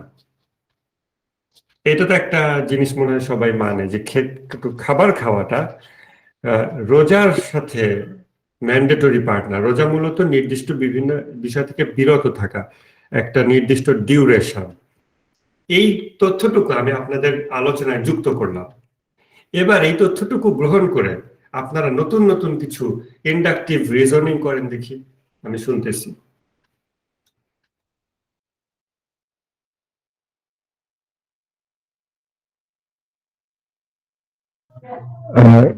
আরেকজন রিপিট করবেন, আমি না শুনতে পাইনি, নেট খারাপ তো যদি একটু। আরেকবার রিপিট করতে পারতেন। সেটা হলো যে রোজা, এটার সাথে সেহরি বা ইফতার, এই খানা পিনা অথবা সেক্স, এগুলো রোজার ম্যান্ডেটরি পার্ট না। এগুলো থেকে বিরত থাকাটা হলো রোজা। সো টাইম ডিউরেশনটা যেটাই হোক না কেন, ওই সময় এই অ্যাক্টিভিটি গুলো থেকে বিরত থাকলেই তার রোজা রোজা হয়ে যায়। এই টাইম ডিউরেশনের ঠিক পরের সেকেন্ডেই যে তাকে হয় খাবার খেতে হবে অথবা সেক্স করতে হবে, সেটা যেমন ম্যান্ডেটরি না। অথবা এই টাইম ডিউরেশন শুরু হওয়ার, মানে রোজা শুরু হওয়ার ঠিক আগের মুহূর্ত পর্যন্ত তাকে খাবার খেতে হবে অথবা সেক্স করতে হবে, সেটাও ম্যান্ডেটরি না। সো এই যে একটা ডিফারেন্ট একটা বিষয় আমি আলোচনা টেবিলে যুক্ত করলাম, এটার ভিত্তিতে আপনারা এখন আবার আর্গুমেন্ট দেন দেখি, ইন্ডাকটিভ রিজনিং। এটা দ্বারা সন্ধ্যার দিকে নাকি রাতের দিকে আহ, কার বেশি, কোনটা বলা যায়, সঠিক হওয়ার চান্স নিয়ে বলতে পারেন, আবার সতর্কতা কোনটা সেটা নিয়েও আপনারা বলতে পারেন। এই লজিকটা তো দুই দিকে যায়। আমি এখন যদি বলি যে রাতে বলতে একদম মানে কালি, মানে লাল লাল যে সময়টা, মানে গোধূলির সময়টা পার হওয়ার পর যে আসল রাত বা লাইট বোঝাচ্ছে, ওই সময় ইফতার করাটাই ভালো। কারণ হচ্ছে যে ওই টাইমটা যেহেতু আমরা ওই টাইমের পরে যা ইচ্ছা তাই করতে পারবো। আবার কি যারা সন্ধ্যায় করে তারা বলতে পারে যে 15 মিনিট আগে করলেই বা কি হবে, কারণ ওই মানে একটা নির্দিষ্ট টাইম পর্যন্ত আমরা ছিলামই, তার কিছুক্ষণ পর তো আমরা ইচ্ছা করলে আবার করতে পারবো। এটা তো দুইটা লজিকের সাথে যাচ্ছে। আর আমার কাছে মনে হচ্ছে এটা সন্ধ্যার লজিকের সাথে বেশি যাচ্ছে। Not really. এখানে যেই অ্যাঙ্গেলটা, নতুন একটা অ্যাঙ্গেল ইন্ট্রোডিউস করলো মাসুদ ভাই, এখানে হচ্ছে গিয়ে ওই এই পাশের যেই লজিক গুলো দেওয়া হয় বা এই রকম যে কথাগুলো আসা হয়, যেগুলো হচ্ছে ওই গ্রে রিজিয়নটার পক্ষে ইয়ে করতো, যে আমরা হচ্ছে গিয়ে ওই রাত তো ওই সময় থেকেই বলা যায় যে এই সময় থেকেই তো আর কি রাত শুরু হয়ে যায়, সূর্যাস্ত হয়েছে মাত্র, এখন থেকেই তো সূর্যাস্ত থেকেই তো রাত শুরু। তো এই ক্ষেত্রে যদি মাসুদ ভাইয়ের নতুন ইন্ট্রোডিউস করার টার্নটা নিয়ে আমরা মানে যে টুইস্টটা আছে এটা নিয়ে চিন্তা করি, যে হ্যাঁ অ্যাকচুয়ালি রোজা যে ভাঙতে হবে এমন কথা তো আসলে শুরু থেকে ছিল না। রোজার কনসেপ্টটাই তো এরকম ছিল যে আমরা একটা নির্দিষ্ট টাইম ডিউরেশনের জন্য আমরা নিজেদেরকে বিরত রাখবো এই সেট অফ অ্যাকশন থেকে। খাওয়া যাবে না, সেক্স করা যাবে না, তারপর পানি পান করা যাবে না ইত্যাদি। তো এই নির্দিষ্ট টাইমটা পর্যন্ত নিজেদেরকে বিরত রাখা, কিন্তু এই টাইমটা যেই মুহূর্তে শেষ হয়েছে, মানে ইফতার করার টাইম শুরু হয়েছে, সেই মুহূর্তে সাথে সাথে যে আমাদের সেক্স করে তারপর এই রোজা ভাঙতে হবে বা খাবার সাথে সাথে গিলে যে রোজা ভাঙতে হবে, এমন কোনো কথা কোত্থেকে আসলো? কারণ রোজা তো ছিল এই যে ওই 24 ঘন্টার মধ্যে ওই 18 ঘন্টা ধরেন, ওই 18 ঘন্টাটা হচ্ছে নিজেকে বিরত রাখা যে কোনো রকমের কাজ কর। তারপর ওই 18 ঘন্টা বাদে 24 ঘন্টায় আর যে 6 ঘন্টা বাকি আছে, সেই 6 ঘন্টায় কি করে হচ্ছে গিয়ে আমাদের যে অবশ্যই খেতে হবে বা আমাদের যে অবশ্যই স্ত্রী গমন করতে হবে, এমন তো কোনো কথা নেই। এটা কি করে ওই উজুবের অংশ হলো বা ইবাদতের বাধ্যবাধকতার অংশ হলো? সেটা তো হচ্ছে এখতিয়ারি আমল। এই হ্যাঁ, কথাটা বুঝছি যে যেহেতু ওই সেট অফ অ্যাকশন মানে একটা নির্দিষ্ট টাইম পর্যন্ত করা যাবে না, আর মানে সাথে সাথে মানে নির্দিষ্ট টাইম হয়ে যাওয়ার পর যে আমার সাথে সাথে করতে হবে ব্যাপারটা এমনও না, কিছুক্ষণ পরেও তো করা যাবে, ব্যাপারটা এমন। এটা তো ভাই মানে বলতে চাইলেন তাই না ভাই? রাইট। হ্যাঁ হ্যাঁ, কিন্তু এখন আমি যদি বলি যে নির্দিষ্ট টাইম যেটা ডিউরেশনটা বললেন, আমি তো সেম কথা বলতে পারি যে মানে কি বলবো যে মানে এই জিনিসটা যদি আরো আগে, মানে আমি সেম কথাই বলতে পারি যে নির্দিষ্ট টাইম হওয়ার মানে পর পর যেহেতু আমাদের করতে হবে না, তাহলে আমরা একটু আগে করলে কি সমস্যা, মানে সাথে সাথে করলে বা কি সমস্যা? এমন তো না যে আমি যদি নির্দিষ্ট টাইমের পরে করি আমার তো পাপ হচ্ছে না, তাই না? কিন্তু আমি যদি সাথে সাথে করি তাহলে তো সমস্যা নেই। আমার তো যেহেতু নির্দিষ্ট টাইম হয়ে গেছে, আমার তো শর্ত ফিল আপ হয়ে গেছে, এরপর আমি যা খুশি তাই করবো। এমন তো পাপও যেমন হচ্ছে না, পুণ্য তো হচ্ছে না। আমি এক মিনিট, আমি কিন্তু বলিনি যে আপনাদের একটা স্পেসিফিক দিকেই বলতে হবে। এইটা যখন আপনার আলোচনায় আসবে, ইন্ডাকটিভ রিজনিং কি করে, আপনার প্রসেসটা খেয়াল করেন। প্রসেসটা হচ্ছে আমরা চিন্তা করছি বিভিন্ন প্রাপ্ত তথ্য উপাত্তের ভিত্তিতে যে কোনটা, কোন মতটা সঠিক হওয়ার চান্স বেশি। আমরা এতক্ষণ এটা চিন্তা করছিলাম, আমি একটা নতুন জিনিস ইন্ট্রোডিউস করলাম, সেটা হচ্ছে কোন কোনটা করলে সেফ সাইডে থাকা যাবে। তো এক হচ্ছে কোনটা সঠিক হওয়ার চান্স বেশি, আরেকটা হচ্ছে কোনটা পালন করলে সেফ সাইডে থাকা যায় রোজা কমপ্লিট হওয়ার ব্যাপারে। এই জিনিসটাতে আপনারা কথা বলেন এখন, সেটার জন্য এটা একটা যথেষ্ট ভালো এলিমেন্ট, যেই তথ্যটা আমি এখন আলোচনায় দিলাম। হ্যাঁ, তাহলে তো এই যে আমি আরেকবার একটু ডিস্টার্ব দিব স্ক্রিন শেয়ার করে। প্রবলেম সংক্ষেপে উপস্থাপন করে তারপর বলবেন ইনশাল্লাহ। আচ্ছা, এখন হচ্ছে মাসুদ ভাই হচ্ছে নতুন যে এলিমেন্টটা দিলেন, যে কি, হ্যাঁ ভুলে গেলাম, যে হ্যাঁ নতুন এলিমেন্ট হচ্ছে যে একটা নির্দিষ্ট অংশ পর্যন্ত বিরত নিজেকে থাকা। বিরত থাকা একটা স্পেসিফিক সেট অফ অ্যাকশন থেকে, যেটা হচ্ছে ওয়েল ডিফাইন্ড, সুনির্দিষ্টভাবে বলা হয়ে গেছে যে এই অ্যাকশন গুলো করা যাবে না। তো এখন ওই সেট অফ অ্যাকশন যদি একটা নির্দিষ্ট টাইমের জন্য করা থেকে বিরত থাকাই হয় রোজার নাম, তাহলে আমরা এই যে এখানে যেই টাইমের আনসার্টেনিটিটা নিয়ে আমরা এখানে ডিল করছি, যে একটা সম্ভাব্য ইফতারের সময়, রোজা খোলার একটা সম্ভাব্য সময় হচ্ছে এটা, এবং আরেকটা সম্ভাব্য সময় হচ্ছে এটা, তাহলে সেফ সাইড কোনটা? স্পেসিফিক সেট অফ রোজা কি? রোজা হচ্ছে এই সংজ্ঞাটা অনুযায়ী স্পেসিফিক সেট অফ কাজকর্ম থেকে নিজেকে বিরত রাখা। তাহলে যারা এই মতটা গ্রহণ করছে বা যারা এটা অনুসরণ করে যে এই সন্ধ্যা লালিমা যখনই হয় সেইখানেই হচ্ছে গিয়ে এই যে লাইল শব্দের অর্থটা, সেখান থেকেই হচ্ছে গিয়ে এই লাইল শুরু। আর হচ্ছে গিয়ে যারা অন্যটা, আর যে অপর যে মতটা পাওয়া যায় যে এই সাইডে যে না, এই লাইল যেখান থেকে হচ্ছে নির্দিষ্ট হচ্ছে, যেখান থেকে আর কোনো সন্দেহ নেই বা দিনের মিক্সচার নেই, সেই পর্যন্ত রোজা রাখতে হবে, অ্যাবস্টেইন করতে হবে ওই স্পেসিফিক সেট অফ কর্মকাণ্ড থেকে। আর হচ্ছে যেহেতু আমাদের কাছে এই এলিমেন্টটা আছে যে এই যে অ্যাবস্টেইন যতক্ষণ পর্যন্ত করতে হবে, নিজেকে বিরত রাখতে হবে যতক্ষণ পর্যন্ত, তার পরের মুহূর্ত থেকে এই যে নিজেকে বিরত রাখা বন্ধ করতে হবে বা উদযাপন করতে হবে খাবার খেয়ে, সেই অ্যাকশন গুলোর কোনো একটা পালন করে, এমন যেহেতু বাধ্যবাধকতা নেই, তাহলে ক্ষতি কি যদি, বা ক্ষতি কি যদি আমরা আনসার্টেইন টাইমটা হচ্ছে আমরা বিরত থাকি ওই অ্যাকশন থেকে? বরঞ্চ এটাই তো সেফার। এটা দিয়ে হচ্ছে দুটোই হচ্ছে গিয়ে দুটোকেই বরং মেনটেন করছে এইখানে যদি রোজাটা খোলা হয়, দুটো হ্যাঁ লিমিট করা হচ্ছে, এটা হ্যাঁ, অবশ্যই। মানে আমি প্রথমে যেটা বলছিলাম যে ওদের মতেও যারা মানে যে লাইল থেকে শুরু হচ্ছে মানে ইফতারের টাইমটা, তাদের মতেও কিন্তু আমরা যদি মানে লাইল থেকে না, sorry, যারা বলতেছে লালিমা থেকে শুরু হচ্ছে সন্ধ্যার টাইম মানে ইফতারের টাইম মানে সন্ধ্যা থেকে, তাদের মত অনুসারেও কিন্তু যদি কেউ রাতে ইফতার করে তার কিন্তু সওয়াবটা কম হবে, কিন্তু রোজাটা কিন্তু হচ্ছে, কাউন্ট হচ্ছে।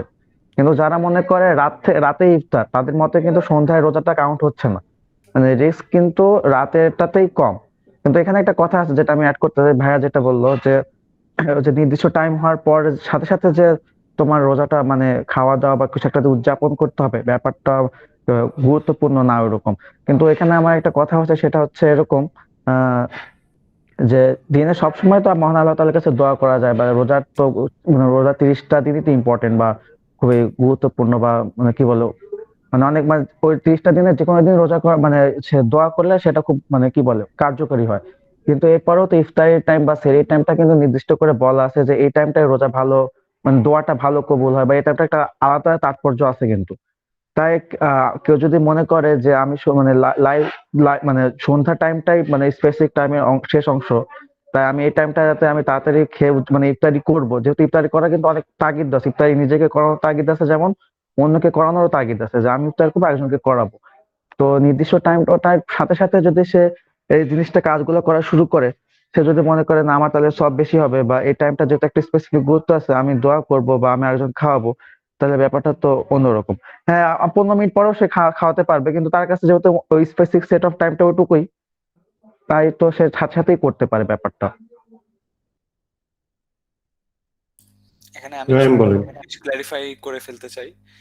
গুরুত্বপূর্ণ ওয়ার্ডটা যদি আমি ইউজ করে থাকি, তা যে গুরুত্বপূর্ণ না ওই সময় ইয়ে করা, তাহলে আমার উদ্দেশ্যটা এটা ছিল না যে ওটার তাৎপর্য নেই, বা হচ্ছে গিয়ে যে এটা করার কোনো ফজিলত নেই, বরং আমার উদ্দেশ্য এটা ছিল যে আবশ্যক না বা ওয়াজিব না, ওই অ্যাবস্টেইন করার টাইমটা বা বিরত থাকতে হবে যেই নির্ধারিত সময় পর্যন্ত, সেই নির্ধারিত সময় শেষ হওয়ার সাথে সাথেই যে আমাদের ওই বিরত থাকার অ্যাকশনটাকে ভেঙে ওই খাওয়া দাওয়া বা হচ্ছে গিয়ে অন্য কোনো কাজ যার মাধ্যমে হচ্ছে রোজা ফুতুর হবে বা ইফতার হবে, সেই কাজ যে করা ওয়াজিব না। ওই সময় নির্দিষ্ট সময়টা পার হয়ে গেলে নিজে নিজেই হচ্ছে গিয়ে রোজা পরিপূর্ণ হিসেবে গণ্য হবে। ওই অর্থে ওই দিক দিয়ে আমি বলেছি। গুরুত্বপূর্ণ না যখন আমি বলেছি, তখন আমার উদ্দেশ্য ছিল, আমার মাতলুব ছিল যে আহ, এটা যে মানে ওয়াজিব না, নট কি জানি, not necessary, it is not necessary. হ্যাঁ, it is not necessary that one must not start. Mandatory I think. হ্যাঁ, নট ম্যান্ডেটরি। হ্যাঁ, not obligatory that one starts eating and drinking at at the exact time when the কি ওই fast করার টাইমটা যেখান থেকে হচ্ছে শেষ হয়। Alright, thank you. তাহলে এটা হচ্ছে আরেকটা তথ্য যেটা যুক্ত করলে আমরা এভাবে বলতে পারি, যেমন ইফতার মানে রোজা কখন কমপ্লিট করতে হবে। রোজা যেহেতু সেহরি এবং ইফতার যেহেতু রোজার অপরিহার্য অংশ না, এবং যেহেতু দুইটা মত আছে যে সন্ধ্যা পর্যন্ত এই বিরত থাকার সময়, ওগুলো একটু পরে নিচ্ছি। আরেকটা হচ্ছে যে আরো সময় পার করে রাত পর্যন্ত বিরত থাকার সময়, এই দুইটা যেহেতু মত, এই জন্য কেউ যদি রাত রাত পর্যন্ত রোজা কমপ্লিট করে, কেউ নিশ্চিত না যে, আমি যদি নিশ্চিত না হই যে আসলে কোনটা সঠিক, তখন আমি দুইটা অপশনের মধ্যে কোন অপশন নেব সেফ সাইডে থাকার জন্য। কেননা রোজা একটু সোয়াব যদি কম হয় দেরিতে ইফতার করার কারণে, তাহলেও সমস্যা নেই, কিন্তু রোজা যদি ভেঙে যায়, কারণ যদি সত্যি ইফতারের সঠিক সময় হয় রাত, আর আমি যদি দুইটা অপশনের মধ্যে নিশ্চিত না হয়ে সন্ধ্যার অপশনটা নেই, তাহলে তো রোজা কার্যত ভেঙে গেল।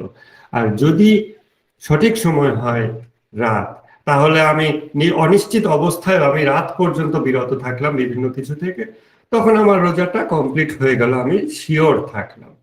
এই জন্য যে ব্যক্তি অনিশ্চিত, সে যদি সতর্কতার নীতি অনুসরণ করতে চায়, তার জন্য রাত পর্যন্ত করাটা বেটার। এইটা হচ্ছে আরেকটা ইন্ডাকটিভ আর্গুমেন্ট।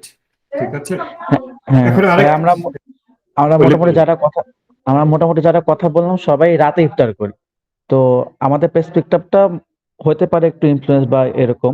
তো আমি চাচ্ছি যে এবার একজন বলুক যে সন্ধ্যা ইফতার করে বা যে করে আসছে, তার মতামতটা কিরকম। জিম, তুই এই ব্যাপারে কিছু একটা বল, যেটা যেটা নিজের মনে আছে সেটা বল।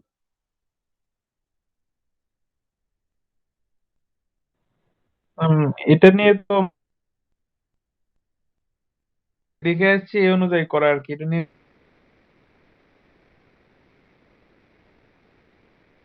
এরকম। তো বুলেট কি শোনা যাচ্ছে এরকম না? আর কি যে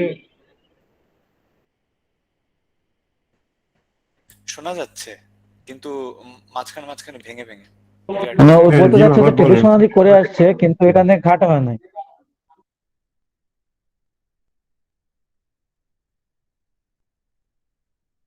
ছিলাম। Alright, no worries. হ্যাঁ আমি মানে পুরো জিমের মনে হয় ডকুমেন্টেড নেটওয়ার্ক বলছি। ট্রাবল আছে নাকি জিম? বলতে পারছি না ভাই, ওয়াইফাই তো কানেক্ট করা, এখন প্রবাবলি সমস্যা আছে। এখন না, কথা এখন স্পষ্ট এখন শোনা গেল। ক্লিয়ার। এখন বলেন, হ্যাঁ। জি ভাই, বলছে যে মানে আমি ওভাবে স্টাডি করা না, আমি শুনছিলাম যে হচ্ছে মানে হ্যাঁ যে তাড়াতাড়ি ইফতারি করলে সওয়াব বেশি হয় এই অনুযায়ী মানে সবাই মানে শুনছিলাম। তো এটা না আমি স্টাডি করা নাই, তো এই অনুযায়ী মেবি আমাদের সাইড থেকে তাড়াতাড়ি ইফতারি করে বা এরকমটাই চলে আসছে হয়তো। মানে আমাদের ইয়াতে যদি দেখে বিভিন্ন ইফতার পার্টি বা কিছুতে স্যারন দেওয়ার সাথে সাথে মনে হচ্ছে যুদ্ধ লেগে গেছে, কে কাট আগে খেতে পারে, এই যে ট্রেডিশনটা চলে আসছে আমাদের মাঝে। হ্যাঁ তাড়াতাড়ি হ্যাঁ ইফতার করে হ্যাঁ তাড়াতাড়ি হ্যাঁ সব মনে হ্যাঁ হচ্ছে হ্যাঁ। ওই একটা সেকেন্ডের জন্য মনে হচ্ছে জান্নাত কনফার্ম হয়ে যাচ্ছে, এরকম একটা ব্যাপার। মানে হোল্ড করার কোনো সিস্টেম নাই বা দোয়াটা ভালো করে না, তাড়াতাড়ি দোয়া করে ফেলছে, Thank you. মানে তারাবির নামাজের মতো। যেমন তারাবির Thank নামাজও you. কুইকলি মানে মানে যে All right, মনে হচ্ছে সর্ব let's not discuss I mean all these things. আর এইভাবে কথা বলাটা আসলে আমাদের ক্লাসে বলাটা ঠিক হবে না, কারণ আমাদের ক্লাসের সময় কম। সো আমরা গুছিয়ে আমাদের যে লজিক প্র্যাকটিসের জায়গা সেটাতে বলবো, কারণ তারাবির নামাজ এটা মানুষজন তাড়াহুড়া করে খায়, ইফতারে সুন্নত মানে না, পেট ভরে খায়, নামাজ পড়তে কষ্ট, এগুলোতে আমরা আলোচনায় যাব না, সময় চলে যাবে আমাদের। তাহলে আমরা ইন্ডাকটিভ রিজনিং আমরা দেখছি যে তথ্য উপাত্ত অল্প অল্প করে আমরা দেই, তাতে আমাদের প্রবাবিলিটি বাড়ে কমে। সতর্কতা হিসেবে এটা মনে হয় সতর্কতা, আরেকবার মনে হয় ওইটা সতর্কতা। কারো কাছে মনে হয় যে হ্যাঁ দুইটা মত শুনছি, সতর্কতা হিসেবে আমার বাবা যেরকম করে আমি সেটাই করি, কারণ আমার বাবা যথেষ্ট ধার্মিক মানুষ। এটা একটা রিজনিং, এটা একটা ইন্ডাকটিভ রিজনিং, যেখানে সে তার প্রাপ্ত তথ্য উপাত্তের ভিত্তিতে তার কাছে যে ইনফরমেশন আছে, যা সে দেখেছে শুনেছে, তার ভিত্তিতে সে কোনো একটা দিকে যাওয়ার চেষ্টা করছে। নিশ্চয়তা সে পাচ্ছে না, কারণ নিশ্চয়তা এমন জিনিস যেটা হিউম্যান মাইন্ড বুঝতে পারে, ফিল করতে পারে। আর নিশ্চয়তার প্রসেস আলাদা। এখানে সে কোনো একটা জিনিসের কাছাকাছি যাওয়ার চেষ্টা করছে, ঠিক আছে?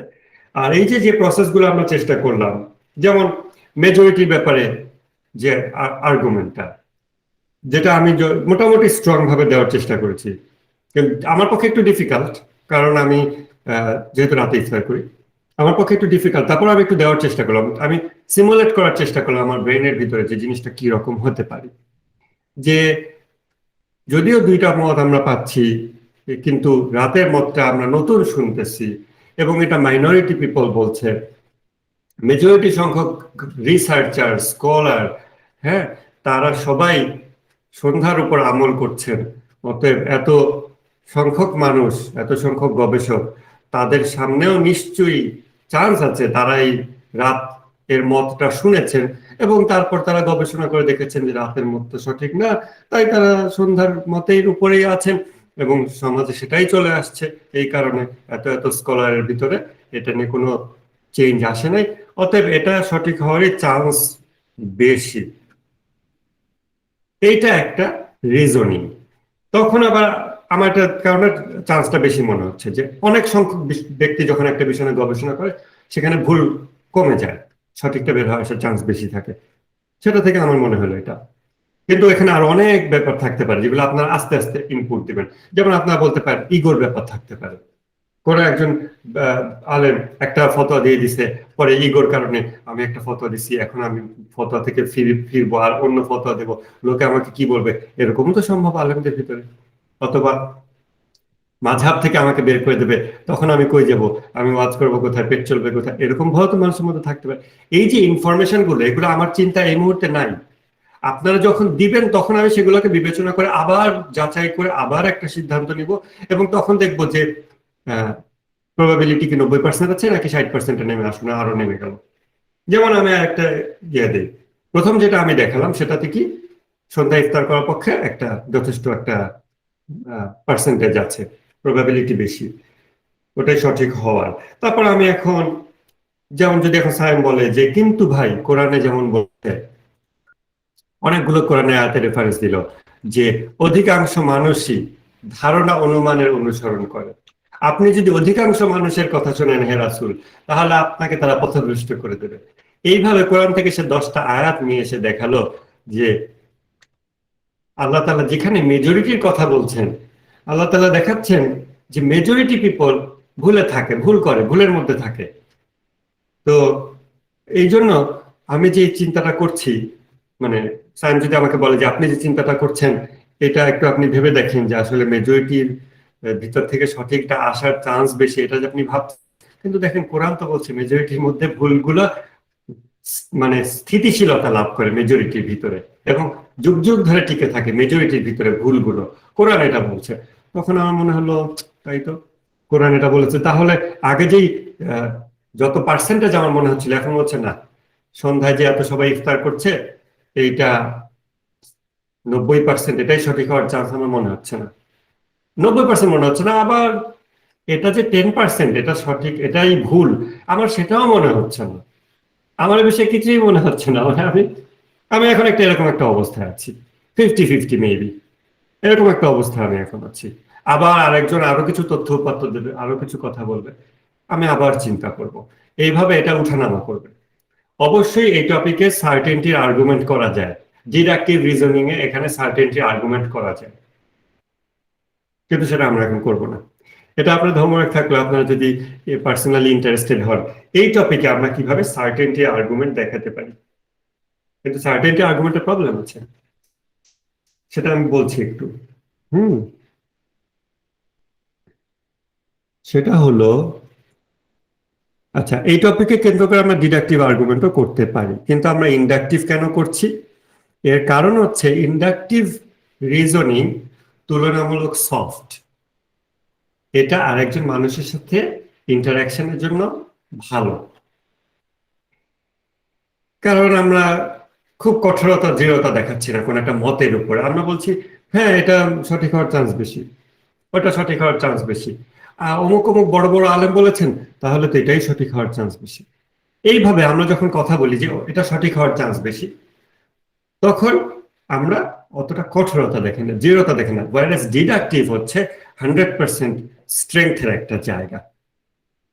ডিডাকটিভ হলো হার্ড একটা জিনিস, এবং হার্ড জিনিস যখন আপনি মানুষের সামনে প্রেজেন্ট করেন, সেখানে ইগো সহজে কাজ করে, কারণ হার্ড জিনিস অন্য আরেকটা হার্ড জিনিসকে ভেঙে ফেলে।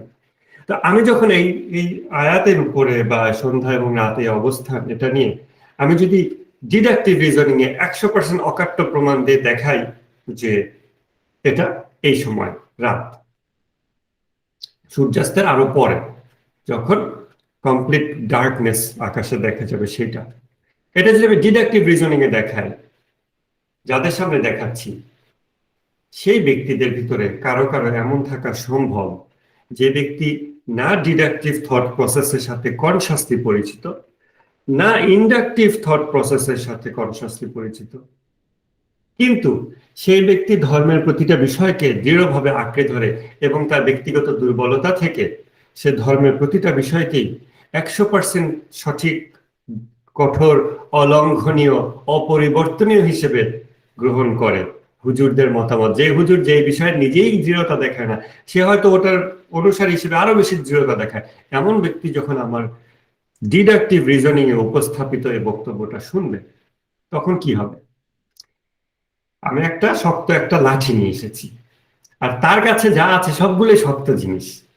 তো এই শক্ত জিনিস ওই শক্ত জিনিসকে আঘাত করবে, আঘাত করলে সেখানে শয়তান এসে ক্ষতিগ্রস্ত করবে, সেখানে প্রবলেম অনেক রকম ক্রিয়েট হবে, সেখানে ইগো আমাদেরকে হার্ট করবে, এবং দিন শেষে হয়তো আমাদের সম্পর্কটা আরো ক্ষতিগ্রস্ত হবে। তো আমাদের ওই ব্যক্তির অবস্থান বুঝে আমি হয়তো আমার নিজের অবস্থান থেকে আমি চেষ্টা করব যে ডিডাকটিভ রিজনিং এ অকাট্য ভাবে এটাই সঠিক, প্রথমবারে আমি তাকে হয়তো এটা দেখানোর চেষ্টা করবো, আমার এখনকার বুদ্ধিতে এটাই বলে। আমি আগে চেষ্টা করব যে ওই ব্যক্তির সাথে চলাফেরা করে তাকে এমন একটা পরিবেশ পরিস্থিতি দেওয়ার যেন ধর্মের সকল বিষয়কে 100% সলিড লোহার মতো কঠোর সে মনে না করে, সে যেন অ্যাটলিস্ট দেখতে পায় যে এখানে ব্ল্যাক এবং হোয়াইটের বাইরেও গ্রে এরিয়া বলে কিছু জিনিস আছে, কিছু জিনিস আছে যেগুলোতে আমরা নিশ্চয়তার বাইরেও সেগুলোকে আমরা শুধু হ্যাঁ চান্স আছে, এই প্রবাবিলিটির ভিতরেই আমরা রেখে দিব, এমনও বিষয় আছে, এটা সে আগে দেখার চেষ্টা করুক, সে আগে এটা বুঝুক। যখন সে এগুলো বুঝবে তখন সে আমার এই আহ, কঠোর জায়গাটাও গ্রহণ করতে পারবে। তখন আমি যদি ডিডাকটিভে কিছু তাকে দেখাই, সে তখন বুঝতে পারবে যে আচ্ছা ঠিক আছে, সব বিষয়ে কঠোরতার দরকার নেই, এই বিষয়টা সে দৃঢ় ভাবে দেখাচ্ছে, ঠিক আছে এটা দৃঢ়, অনেক বিষয় তো আছে সব, তখন এতটা প্রবলেম হবে না। এই জন্য কোন ব্যক্তির সাথে আপনি কথা বলছেন সেগুলো ইম্পর্টেন্ট, যেটা আমরা আসলে স্যাটারডে সেশনে কমিউনিকেশনে টপিকে আমরা গত সেশনে আলোচনা করেছি, এটার উপর বিস্তারিত আলোচনা করেছি যে আমরা কার সাথে কথা বলি, তাকে আমরা কতটুকু মেপের কথা বলছি, অডিয়েন্সকে মাপতে হবে, এটা সাকসেসফুল কমিউনিকেশনের খুব ইম্পর্টেন্ট একটা পার্ট। এনিওয়েজ, এখন এটার উপর ডিডাকটিভ করা যায়, সেটা আমরা এখন করবো না। তাহলে আমরা কি করলাম, সার্টেনটি লেভেল বাড়ালাম, আবার কোরআন বলছে মেজরিটি পিপল ভুল ভ্রান্তিতে থাকে, আবার সার্টেনটি লেভেল কমালাম, আবার আরেকজন এসে আরেকটা তথ্য দিবে, আবার সার্টেনটি লেভেল বাড়বে। এর মধ্যে সমস্ত জিনিসই যে গ্রহণযোগ্য তা না। গ্রহণযোগ্য কার দৃষ্টিকোণ থেকে? আমার দৃষ্টিকোণ থেকে, আপনার দৃষ্টিকোণ থেকে, এক একজনের দৃষ্টিকোণ থেকে এক এক রকম। যেমন আমার দৃষ্টিকোণে গ্রহণযোগ্য এতক্ষণ কি ছিল?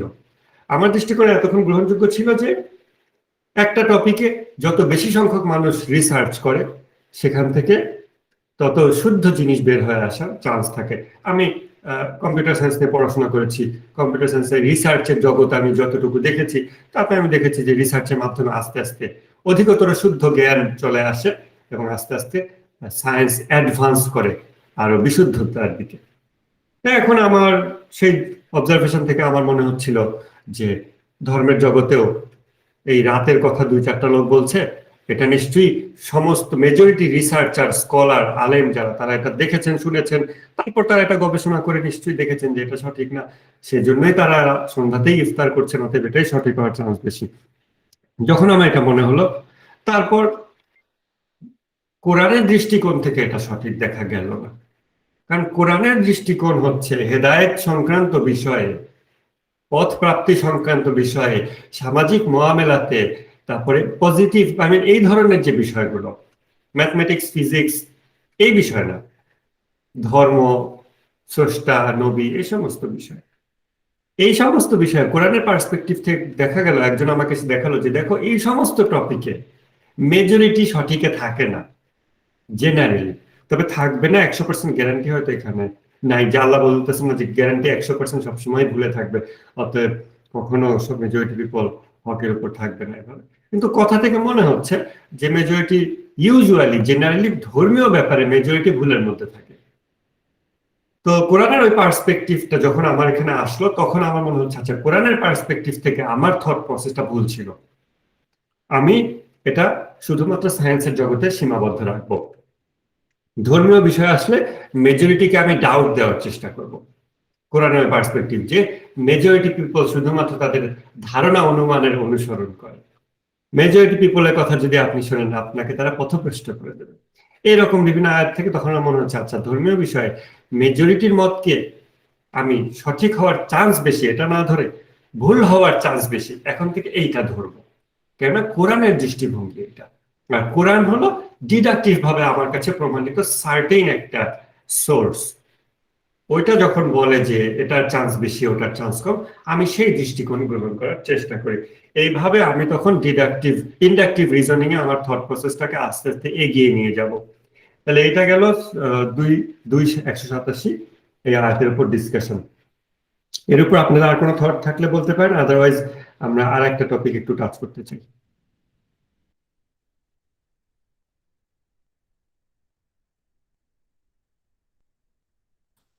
আমি তো অনেক কথা ভুলে গেছি।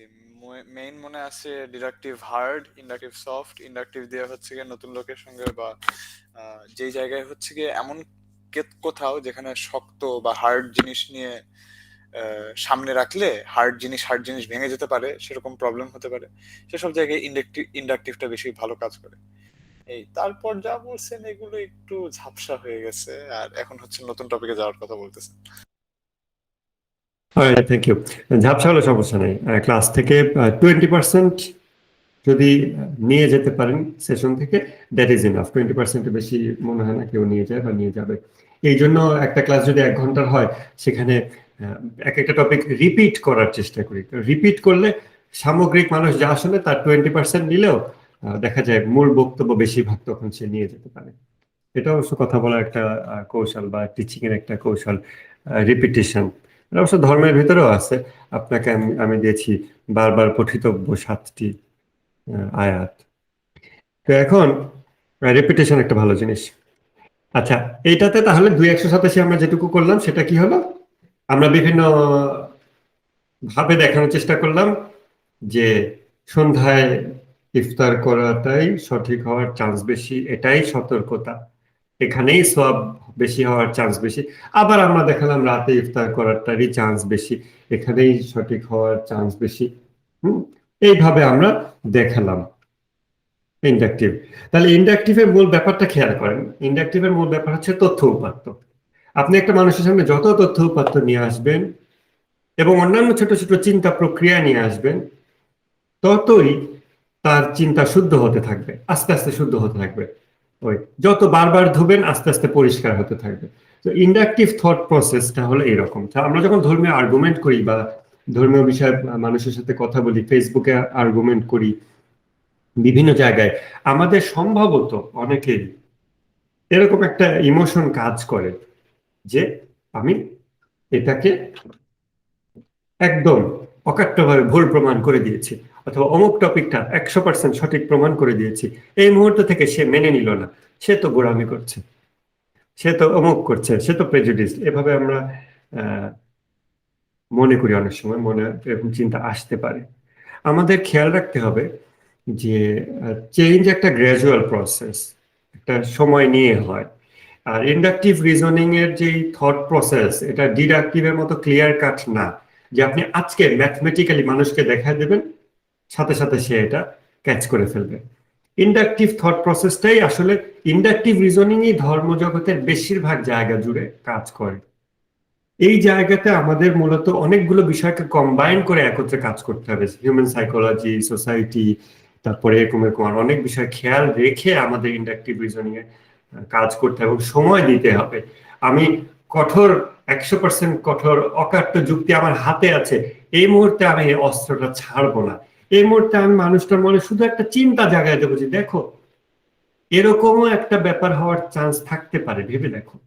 অথবা অমুক অমুক বিষয় মাথায় আনলে এই টপিকটা সঠিক হওয়ার চান্স 90% হয়ে যায়, অথবা ভুল হওয়ার চান্স 90% হয়ে যায়।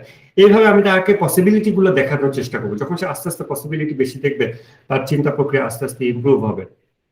এবং তখন আপনি তাকে দেখবেন যে আপনার বলা লাগছে না, সে নিজেই নিজের থটকে বিশুদ্ধ করছে আপনার চোখের সামনে। আপনি দেখবেন সে একটা কথা বললো, একটু পর বললো না না না, আমার ওই কথাটা আমি এখন কারেক্ট করব, এডিট করব। এই যে সে সাইক্লিক প্রসেসে নিজের চিন্তাকে নিজেই শুদ্ধ করছে। তো ইন্টারেক্টিভ ইজ ভেরি ইন্টারেস্টিং। এবার আমরা আরেকটা জিনিস বলি, যেটা আমার মনে হয় যে আহলে বাইত অনুসারী যারা, অথবা সুন্নি সুফি যারা, অথবা শিয়া যারা, তাদের পক্ষে ডিফিকাল্ট হতে পারে। সেটা হচ্ছে গাদির ঘুমের যে হাদিস, সেইটার উপরে আমরা let's try to do some practice without prejudice. এবং আপনারা ডিডাকটিভ অবশ্যই দেখাবেন না, আপনাদেরকে অবশ্যই কেয়ারফুলি ডিডাকটিভ আর্গুমেন্ট থেকে বিরত থাকতে হবে। এটা আপনাদের জন্য কঠিন হতে পারে। কাদের ঘুমের রাসূল সাল্লাল্লাহু আলাইহি ওয়াসাল্লাম বলেছিলেন যে মান কুনতু মাওলাহু ফাহাজা আলিয়ুন মাওলাহু, মানে আমি যাদের মাওলা ছিলাম অতঃপর এই আলী তাদের মাওলা। আমার অনুবাদে যদি ভুল হয়ে থাকে আপনারা এটা সংশোধন করে দিবেন। তো এইটা হচ্ছে রাসূল সাল্লাল্লাহু আলাইহি ওয়াসাল্লামের ভাষণের ভিতর থেকে একটা বাক্য। এখন এই যে মাওলা শব্দের ইন্টারপ্রিটেশন, যেটাকে কেন্দ্র করে আমরা বলতে পারি শিয়া সুন্নি ডিভিশন, যেটা এটার একটা বড় একটা জায়গা আসলে এটা বলা যায়, বা একমাত্র জায়গাও অনেকে বলতে পারে। এই জায়গাতে যেহেতু শিয়ারা একটা অবস্থান এটাকে কেন্দ্র করে নিয়েছে, তারা স্বাভাবিক ডিডাকটিভ রিজনিং দেখাবে। যে এরকম, যেহেতু এরকম এরকম এরকম এবং যেহেতু এরকম এরকম এরকম, অতএব মাওলা হচ্ছে এইভাবে গ্রহণ করতে হবে, এরকম তারা বলার চেষ্টা করবে, বলবে স্বাভাবিক। কিন্তু আপনারা সেটা না করে আপনারা ইন্ডাকটিভ প্রসেসে দেখানোর চেষ্টা করেন দুই পক্ষেরই অবস্থান থেকে যে মাওলা বলতে বন্ধু বুঝানোরই চান্স বেশি, আবার অন্য দিক থেকে যে মাওলাকে যেহেতু মাওলা বলছে তাহলে তাকে খলিফা বানালেই সেটা সেফ সাইডে থাকা হবে বেশি। এই দুই রকম আর্গুমেন্ট আপনারা দেখাতে পারেন কিনা চেষ্টা করেন তো একটু।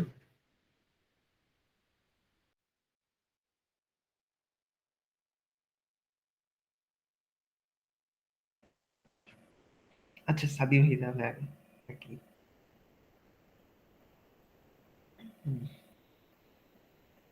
কি কষ্ট হচ্ছে নাকি? না, মানে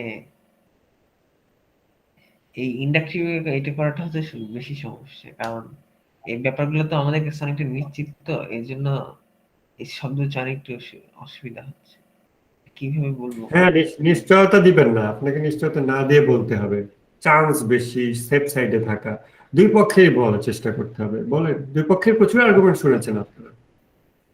হ্যাঁ, গাদির হুকুমে রাসূল সাল্লাল্লাহু আলাইহি সাল্লাম আলীকে তার মওলা নিযুক্ত করে গেছেন, তা এখানে এই ভুল মওলা, ভুল বলবেন, আলীকে তার মাওলা নিযুক্ত করে গেছেন? হ্যাঁ, আলীকে মোহাম্মদ সাল্লাল্লাহু আলাইহি ওয়াসাল্লাম নিজের মাওলা নিযুক্ত করেছেন? না না, মানে তাহলে মওলা ভাষা শুদ্ধ হিসেবে, করে। মওলা হ্যাঁ, হিসেবে নিযুক্ত বা সিলেক্টেড করছেন, মানে জনগণের, জনতা বা সাহাবীদের। তা এখানে কি মওলা বলতে আদৌ খলিফাদের বোঝানো হচ্ছে, মানে খলিফা বা কোনো রাজনৈতিক পদ বোঝানো হচ্ছে, না শুধু আধ্যাত্মিক কোনো পদ বা বোঝানো হচ্ছে? তা মওলা বলতে এই জন্য দেখতে হবে যে আসলে কোরআনে এরকম মওলা বলতে কোনো শব্দ আসছে কি বা নাই, বা এই ব্যাপারে আমাদের কোনো কনফার্মেশন আসতেছে কি নাই। যেহেতু এখানে মওলা শব্দটা আমরা কোরআনের কোথাও পাই না, আহ, সুতরাং এখানে হয়তো মওলা হিসেবে পরবর্তীতে যেহেতু দেখা গেছে অন্যান্য সাহাবারা আহ মানে খলিফা আর মওলা এই দুটো শব্দ যেহেতু তারা আলাদাভাবে আমলে নিছেন, যে তারা আলীকে মওলা মানছেন কিন্তু তারা আলীকে খলিফা মানেননি।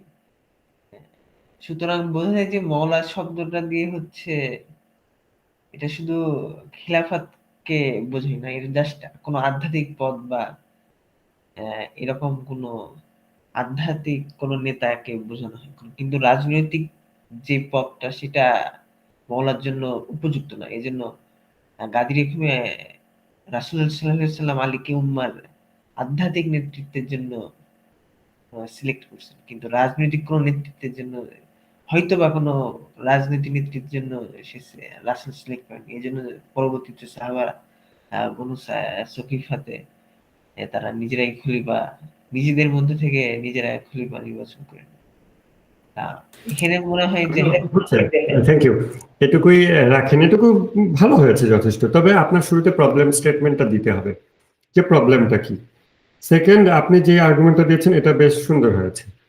এই আর্গুমেন্টটা সুন্নি সুফি যারা, তরিকাপন্থী যারা, তাদের দিক থেকে এই আর্গুমেন্টটা বেশ সুন্দর হয়, যে আধ্যাত্মিক নেতা, যেহেতু উম্মার আধ্যাত্মিক নেতা হিসেবে সকল তরিকার, বেশিরভাগ তরিকার এরা হচ্ছে হযরত আলীর সাথে কানেক্ট করে, তো তাদের সাইড থেকে এটা একটা বেশ সুন্দর আর্গুমেন্ট হতে পারে যে চান্স বেশি আছে।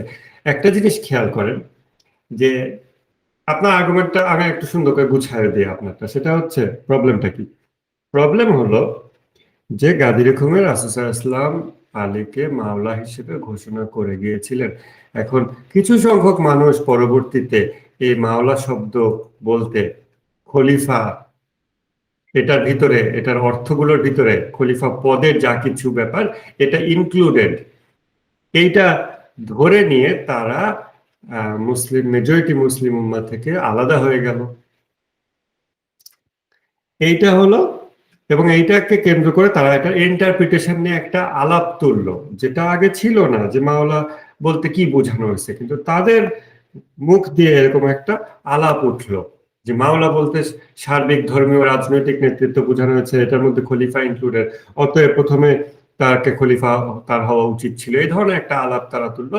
তখন মাওলা শব্দের অর্থ আসলে রাসূল সাল্লাল্লাহু আলাইহি ওয়াসাল্লাম কি বুঝিয়েছেন, এই প্রসঙ্গটা তাদের এই মাইনরিটি পিপলের রব উঠার কারণে তখন এই কথাটা আসলো। তার আগে কিন্তু এটা মেজরিটি পিপলের কাছে অ্যাকসেপ্টেড একটা জিনিস ছিল, এটার কোন অর্থ বুঝিয়েছে মাওলা শব্দ দ্বারা এই প্রসঙ্গটাই আসেনি, এ নিয়ে কোনো কথাই হয়নি। এইটা হলো সিচুয়েশন, এইটা হলো প্রবলেম। এখন মুসলিম উম্মাহ এই গাদির ঘুমে মাওলা শব্দ দ্বারা কি বোঝানো হয়েছিল আসলে, এই প্রশ্নটা এখন মুসলিম উম্মার কাছে আসছে। যখন রাসূল সাল্লাল্লাহু আলাইহি ওয়াসাল্লাম এটা বলেছিলেন তখন আসেনি, এখন আসছে কেন? কারণ রাসূল সাল্লাল্লাহু আলাইহি ওয়াসাল্লাম ইন্তেকালের পর কিছু সংখ্যক মুসলমান এটাকে কেন্দ্র করে মেজরিটি থেকে আলাদা হয়ে গিয়েছিল।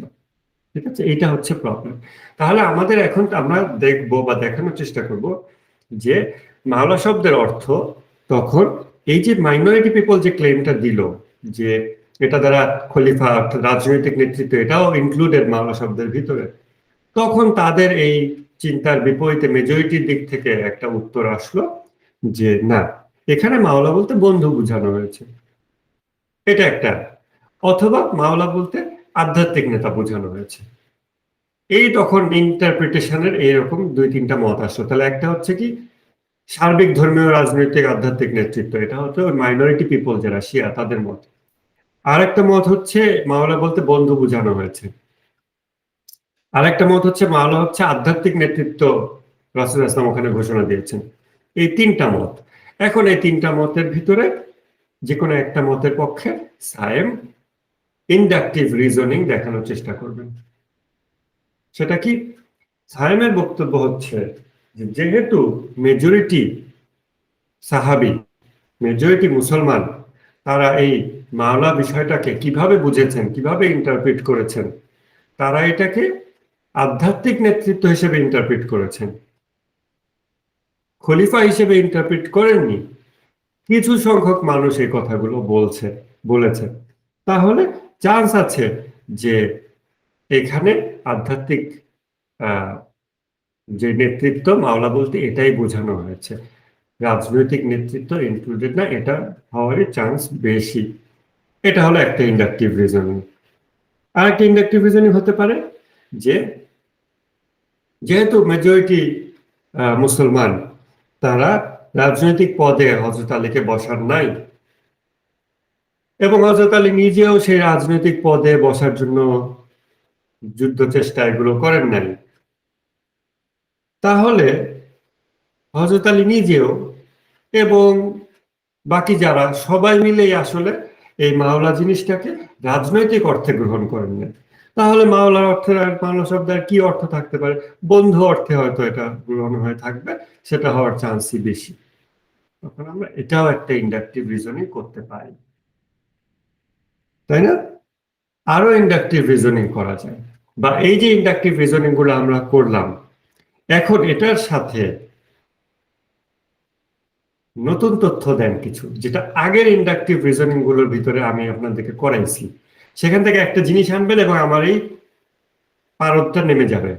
মনে হচ্ছিল কি মেজরিটি সাহাবী যেহেতু এভাবে আমল করেছেন, বিষয়টা কিভাবে আমল করেছেন যে আলী হলো মাওলা মানে আধ্যাত্মিক নেতা অথবা মাওলা মানে বন্ধু, কিন্তু মাওলা মানে যে রাজনৈতিক প্রেসিডেন্ট খলিফা এই হিসেবে আমল করেনি। সো মেজরিটি পিপল মাওলা বলতে ওটাই বুঝেছে, অল্প কিছু মানুষ এটাকে কেন্দ্র করে শোরগোল তুলেছিল। তাহলে চান্স আছে যে মাওলা বলতে ওইটাই বোঝানো হয়েছিল এখানে, আধ্যাত্মিক নেতা এবং বন্ধু, অথবা আধ্যাত্মিক নেতা অথবা বন্ধু। এখন আমি এটুকু বললাম, এটা আমার চিন্তা। এখন আপনি আরেকটা কথা বলবেন, যে তথ্য আসার পর আমার যে মনে হচ্ছে যে এটাই সঠিক হওয়ার চান্স বেশি, এখান থেকে আবার কমে যেতে পারে। বলেন দেখি এরকম যে কেউ।